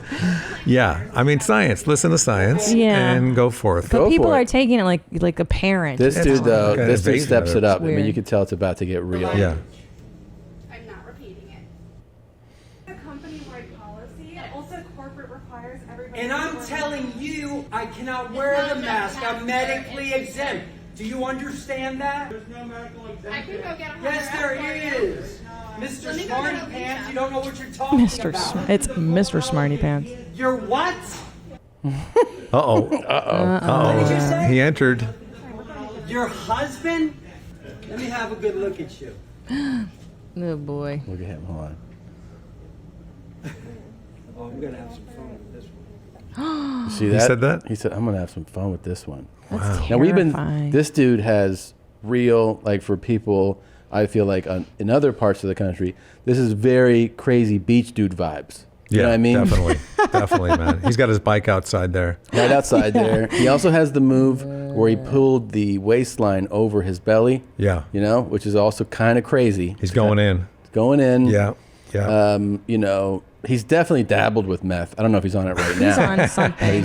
He's getting something out of his fanny pack. It might be his shades. Yeah. You know? Or possibly some chapstick. The shades, though, could be just like a real confidence booster for him, you know? Yeah. When he's about to fuck somebody up. Yeah. And then he's just like, you know what? You guys want to fuck with me? Yeah. And he puts them Puts on. the shades on. Yep. Put these on, Tom. Yeah. Yeah, yeah. This is if Oh, you don't got- fuck with me. Oh, you guys want to talk some shit? Yeah. Okay. How about now? Yeah. Your husband? Terrifying. Your husband is a pulmonologist? I'll fuck him up too. It's terrifying. Yeah. People know. You know what he should say here? Johnny Pemberton's, did I stutter? Oh, did I stutter? That would be terrifying Yeah. right now. I have a too. medical exemption. Did I fucking stutter? Yeah. Yeah. Did I stutter? And then right before, you know that. Because that is my exception. That is my exemption. As I stutter, I do stutter. And the you won't- mask. You'll never hear me if I let you go. won't understand what I'm saying. That's crazy. Look at this guy right here. What happens to this guy? It's about to, I absolutely am. and then boom, you know that right, it cut off. Right, the next thing must have been just so epic. He jumped on her. I'm sure he did something. I liked how he just noticed that he's filming her. I know. I know. She's filming her. She's been filming him for fucking 2 minutes. He's been on drugs. He doesn't know. Yeah. Yeah. But what do you think actually happened? You think the cops came? I hope. I'm sure that they. Can we create an ending for this? Yeah. The cops I came. know. They took him away. He does have a medical exemption, it turns out. The exemption's in the fanny pack. It's in the fanny pack. Yeah. He has false teeth that he cannot wear a mask with because they do not go with the material that his teeth are made out of. Oh, wow. And the Then, cotton. just by chance, the dude's husband, the pulmonologist, brings him lunch. Yeah. Oh, And he that's shows nice. up and he goes, he's here. And then he hears about it and he goes, yeah, you can't wear a mask with that. And he's like, oh, fuck. Turns out he was right. He's totally right. Yeah. Yeah. And then everyone's like, who the fuck are you? And he goes, I'm a doctor too. I'm the stuttering doctor. Yeah. Wow. Good story, man. I That's love a it. That's pretty better cool. Way to ending. wrap it. So one of our all-time legendary dudes on this show that we found, a real cool guy, is this guy. I'm just going to show you who he is because we have learned more about him. I know you're going to be real excited about You this. know, you don't know about this, Christina? I don't. You're- he likes you're- to surprise me. Yeah. He withholds clips until showtime. Okay, so here's the guy. Okay, I've been on here, I've been polite, I've been kind, I've been honest and sincere. Bobby Slayton? Now, I'd like to have some nookie right on my lips. I would like to have some titties rub my face. I would like to have some sex. We got First it. of all, this is the angle you were talking about Yeah. that we were all very high on earlier. Real close underneath. Yeah, So yeah. you're really looking your best, you know? Well, also the being lit by the computer's also the best. Like that's the best lighting ever. Is The blue, reflection in your yellow green, tint. blue. I mean, what titty would not want to be on that face? I know. In my home, who I can make love to. I'm not like one of these young men or these little boys. They get themselves off and then, oops, they don't care about their partner. Okay. Oops. Oops. They don't care about their partner. Partner. Yeah. Yeah. Oh, I'll make you come. Ugh. I believe this guy. I believe him. Last He's got me 10, convinced. 15 times. He'll make you before I come, even Kevin. went boom once. See, so the last person, they came 10 or 15 times before he even went boom once. Do you Okay? think this guy's a doctor? This is very possible. He is watching Rachel Maddow. I think he's progressive. I think he's educated. Oh, I'll make you come. So we've always known him as the I'll make you come guy. Yeah. And that's it. We knew we had this video. Right. Nothing else. I come in here today. There's a folder. Uh-oh. It's called I'll make you come guy. And it has all these subfolders underneath it. I haven't even opened them yet. So this is a really big Who deal. sent for us. them to you? These guys found it. So So the listeners send in these videos, and then Yeah. these guys go through it. so now we get to see what the I'll make you come Where guy. did he post this? He posted this, I think, on his Instagram, so that people who also want to come. Can you post that kind of stuff on Instagram? You can talk like this. Yeah. You can't Really? post a photo of you coming, but you can talk about it all you want. Yeah. Well, I have never gone anal on a woman, not one time. Have I gone anal on a woman? I don't know what it feels like. I don't care to know what it feels like. Oh, not in the anal. Well, hold on. Is it gone anal or done? You know what I mean? Do you ever say I've gone? I never You gone. can go anal? crazy on somebody. Yeah. And you can like going anal on somebody. Yeah, I got a lesson today that you're not supposed to. I didn't know I'm not supposed to say I feel badly about something. Yeah, I feel bad. I feel bad. Yeah, You got yeah. I'm always confused about that one. But I think you go anally on somebody or you go anal. I'm not sure the correct. I don't know either. I don't. And in past tense, I've never gone anal. I've went anally. I think it's just done anal. Correct? Is it done? I have never gone anal on a woman. I don't know. That's Do you think gone anal? Is that a picture of like Christ behind him? On That's the right what side? I was wondering too, with the Santa hat on. Now you know what we're all about here. This is just picking apart cool videos. I love it, man. I was always taught that would hurt a woman too much. Thoughtful. Why hurt a Who taught woman you that that? you love or care about, even if it's a one-night stand. Why go anal? He seems like a nice guy. He's a nice Yeah, guy. he's considerate. nice. He's And he has a very mustache. Some women like it, but I don't know. It's saying if you want to go anal, you'd bend a Gower before you would a woman to go anal, you know? A gay guy, that is. But don't you care about the woman? I thought you cared about Yeah. the woman. Well, he's still into Rachel Maddow. You can see it in his glasses. He does cool. look like her a little bit. No, he's watching her. Oh, you could see. You can see in the reflection. He's still watching look Rachel. at Rachel Maddow. I don't know. It might be fun. I mean, it might feel good. Heck, I don't know. I've never done it. But there's always tomorrow. There's always tapes on me. There's always tomorrow. Always tomorrow. That's And a the cool smile. perspective. Yeah, he smiled. Let you know. Also, he's progressive. Yeah, I'll make you come guy. Listen. You know, the races. Took the mustache off. And the teeth. And the teeth. Blacks and whites and blacks and Asians and Jews and Gentiles and all that. Maybe one day, if everybody got a little bit of everything in them, we won't have as much hate in the world. There you go. That's pretty sweet. Sweet. All That's you very need sweet. is, and he's got the fans rolling in his Won't glasses. need no hate groups. Yeah. Won't need no clan, no people who think they're doing Is this right. a POV video? Are we pretending we're sitting on him? You're riding the I'll make you come guy. And I gotta wait. say, this message is really sweet. He doesn't want to hurt you with anal. No. He wishes there was just one race, the human race. That's a good point. You know, we're all mixed together. Yeah. That would be great. Hobby's done a lot of Maybe thinking. We keep mixing it up like we're doing. Maybe one day there won't be no more hate. Well, I think it would be cool to put out, this is such a sweet message. I would put my teeth in for this message. You know what I mean? So that you're like kind of looking your best with your best message. Yeah. I agree. Right. You do want to consider the presentation sometimes. This says, this is a photo of him from a different angle because we've never seen him other than from this angle. Okay. So this is my first time seeing what he might look like from further back. Here we go. Hey. What? Not a bad looking guy. No. What? Not a bad looking And guy. He's got his partner with him. That's Lee Greenwood. Lee Greenwood. Yeah. Proud to be an American. Wow. I mean, he just looks like a regular audience member in Jacksonville. Yeah. Yeah. He looks like he's just checked into the hotel in Melania. Melania, is that an island in Hawaii? Or It is that could be. President's wife. He's got the phone holster. It's real dad move there. I like that. Yeah. He's got the same sunglasses on. Yep. Yeah, he likes the yellow Looks like, Gucci. looks like he just made a whole bunch of people come. He's all happy. Looks like he just checked out of the hospital with that bracelet on. Well, yeah, he's holding it together, man. God, he looks that- better than Lee. Yeah. You know, the whole thing is angles, man. It is. Angles. It really is. Kevin, what did you have that joke about pornography?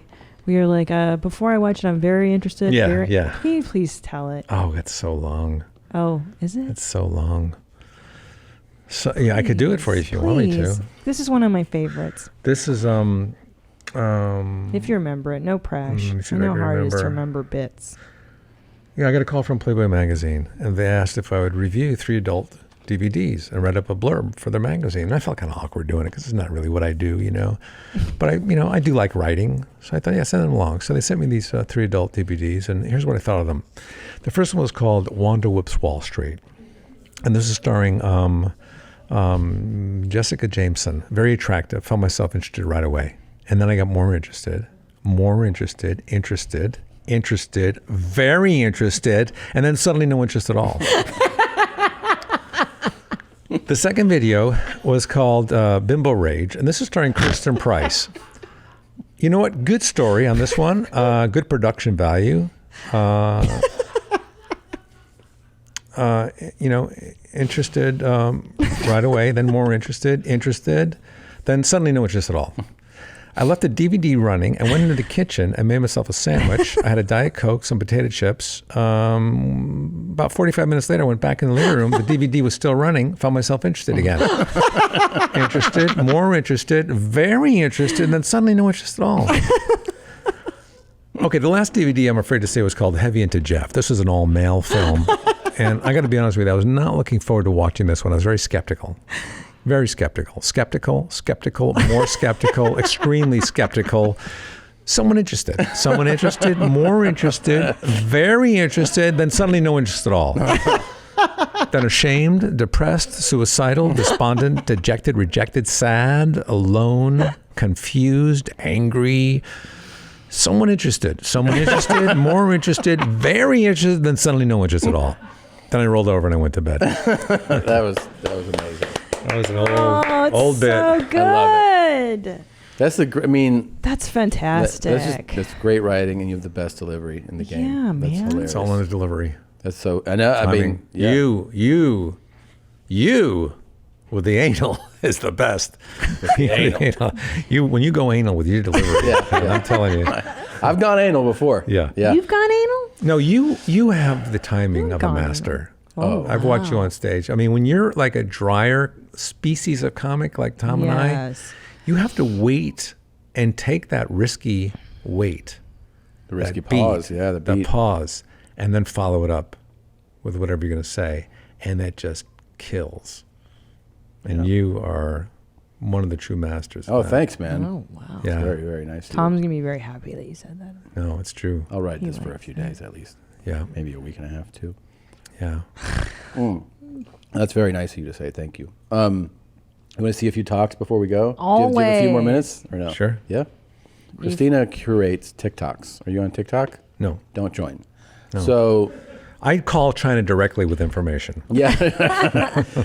So there's a couple lanes of talks, Kevin. Yeah. One is the one they want you to see. It's Right. people laughing, dancing. Pretty girls. Pretty girls. You gotta, No. They're on a boat. Hey, y'all. And they're, doing a coordinated handshake or something. Christina likes to find what she calls the dark talks. These are talks that TikTok doesn't want you to see. Right. Yeah. And we find them and then we show them to people. How do you find them? Christina tricks the algorithm. My algorithm to only like degenerate, outlier comment, stuff like that. Yeah. So I just basically ignore the good stuff and only like the horrifying shit, and then my feed becomes pure. And now it's 100% It's a small batch, maniacs. and it's short, but here it is. Okay. Bitches was looking for me. Here we go. Which one are we looking at here? It's going to be on this screen here. Okay, here's your first one. So you want to see my hamburger? It goes in a box in my closet. This is the sack that it came in. This is actually and just it an was interesting advertising one. a NASCAR race in 1996. So this dates the hamburger in its sack to 24 years old now. No. The French fries It's making me hungry. look like they maybe could have fallen under your seat a month or so ago. They've Isn't that never wild? rotted Yeah. or decayed. The hamburger itself, the bread has never molded. What the?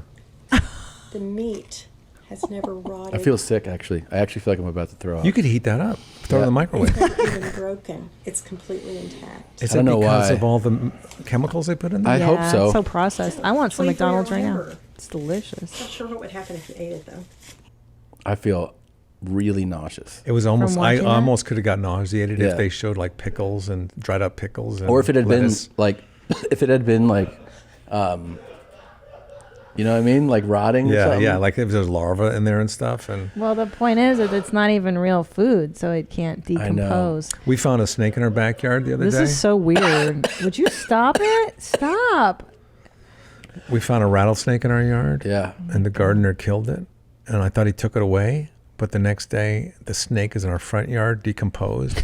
Some animal dug it up at night. He buried it shallowly in a shallow grave, and some animal dug it up, and it was rotting and smelly. Oh. And I had to find a stick somewhere and put it in a plastic bag and put it in the garbage pail. You know? Did the animal eat it or tried it or eat I part think of he it? ate part of it. Like Oof. the rattle was disconnected from it, and the head was gone, but there was like guts and stuff. That's and so it's- gnarly. I feel like it's wild to live, like we're so used to it, but it's wild to live in a city where coyotes are everywhere. Oh, yeah. And they Oh, just yeah. will fuck anything up. you Oh, know? yeah. Dude, when we lived in our old house, one morning on the driveway, I found a bunch of intestines just strewn about, like miniature ones. Yeah, So I'm yeah. assuming maybe like a squirrel or something had been. Probably. A God, now rabbit. You're making me hungry for that burger now. Oh, God. Let me switch this. I keep smelling my vagina in hopes that it'll eventually smell better, and it just doesn't. I It smells agree. fucking disgusting. She's right. She's so nasty. Or like She's Andy's so expression. nasty. He's so upset. To fix the teeth, but not the vagina. She's so happy about She it. is so nasty. God. She laughs at the end. I like that. My name is Harvey. I'm 65 years old. I live in East Meadow, New York. Okay. And I'm a thumb sucker. Oh, my God. I think that thumb sucking fills a void. Uh-huh. Yeah. Adult thumb suckers are misunderstood.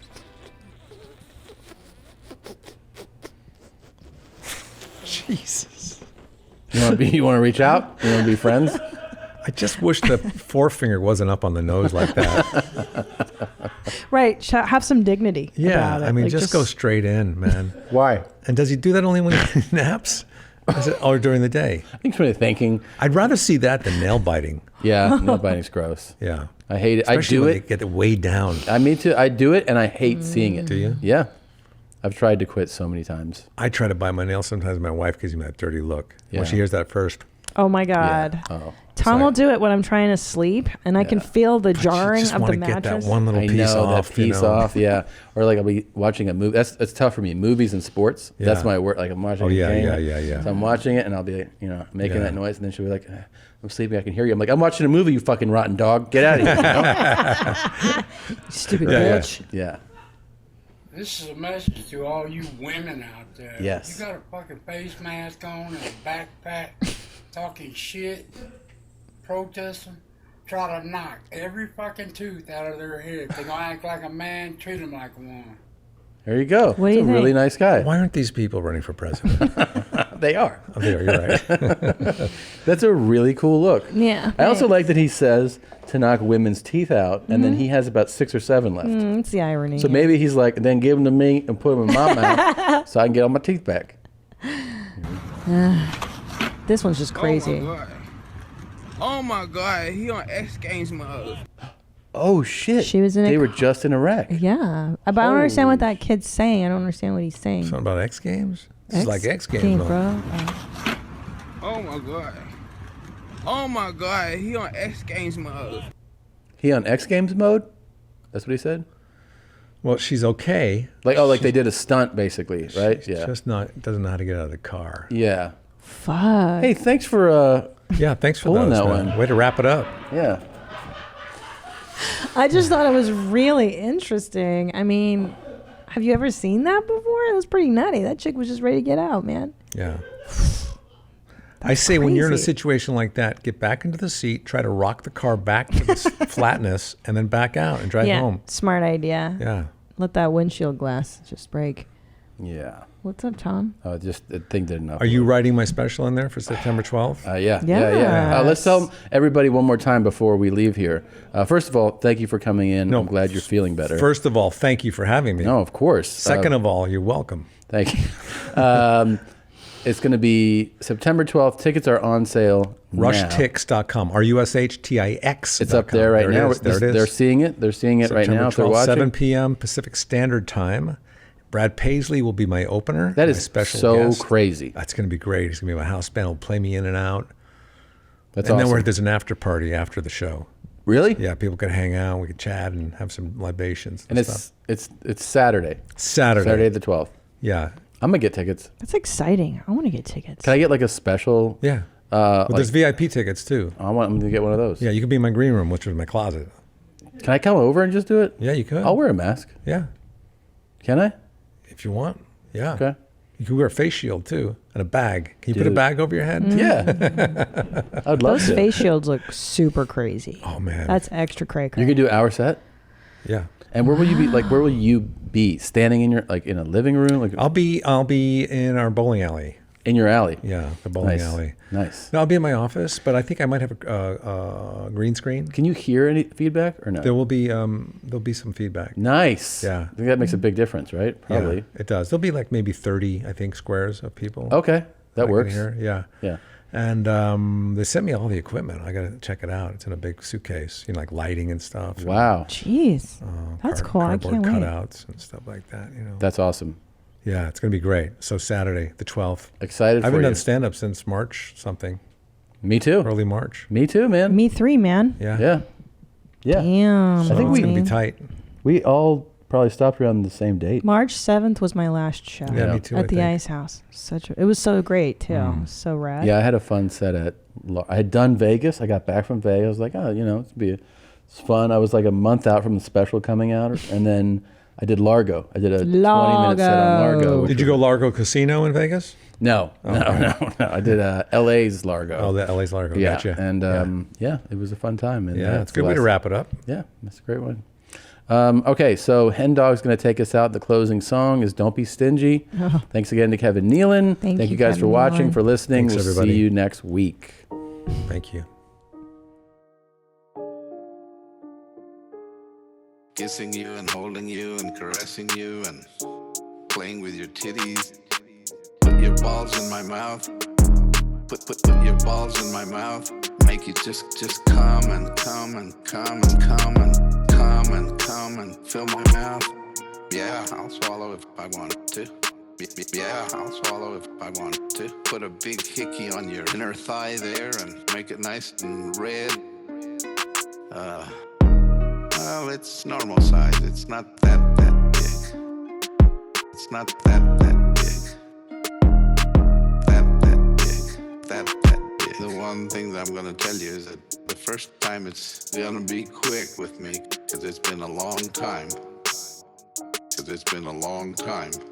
Long time. Okay, you come. Let me see how much you come. Let me see how much you come. I need it right now. I need it right now. Right now, okay? Can you see this? Give it to me now. Give it to me now. I need it. I need it. I need it. Give it to me. Give it to me. Come on, Mark. Don't be stingy. Come on, Mark. Don't be stingy. Don't be stingy. Don't be stingy. Suck it dry. Just suck it dry, Mark. Yeah? Oh, I can feel it. Oh, that's gonna be good. Oh, that's gonna be good. Damn. You bet I'm coming up in May. Damn. You better believe I'm coming up in May. Damn. Damn. You are terrific. I know you're gonna be good in bed. Come on, Mark. Don't be stingy. Come on, Mark. Don't be stingy.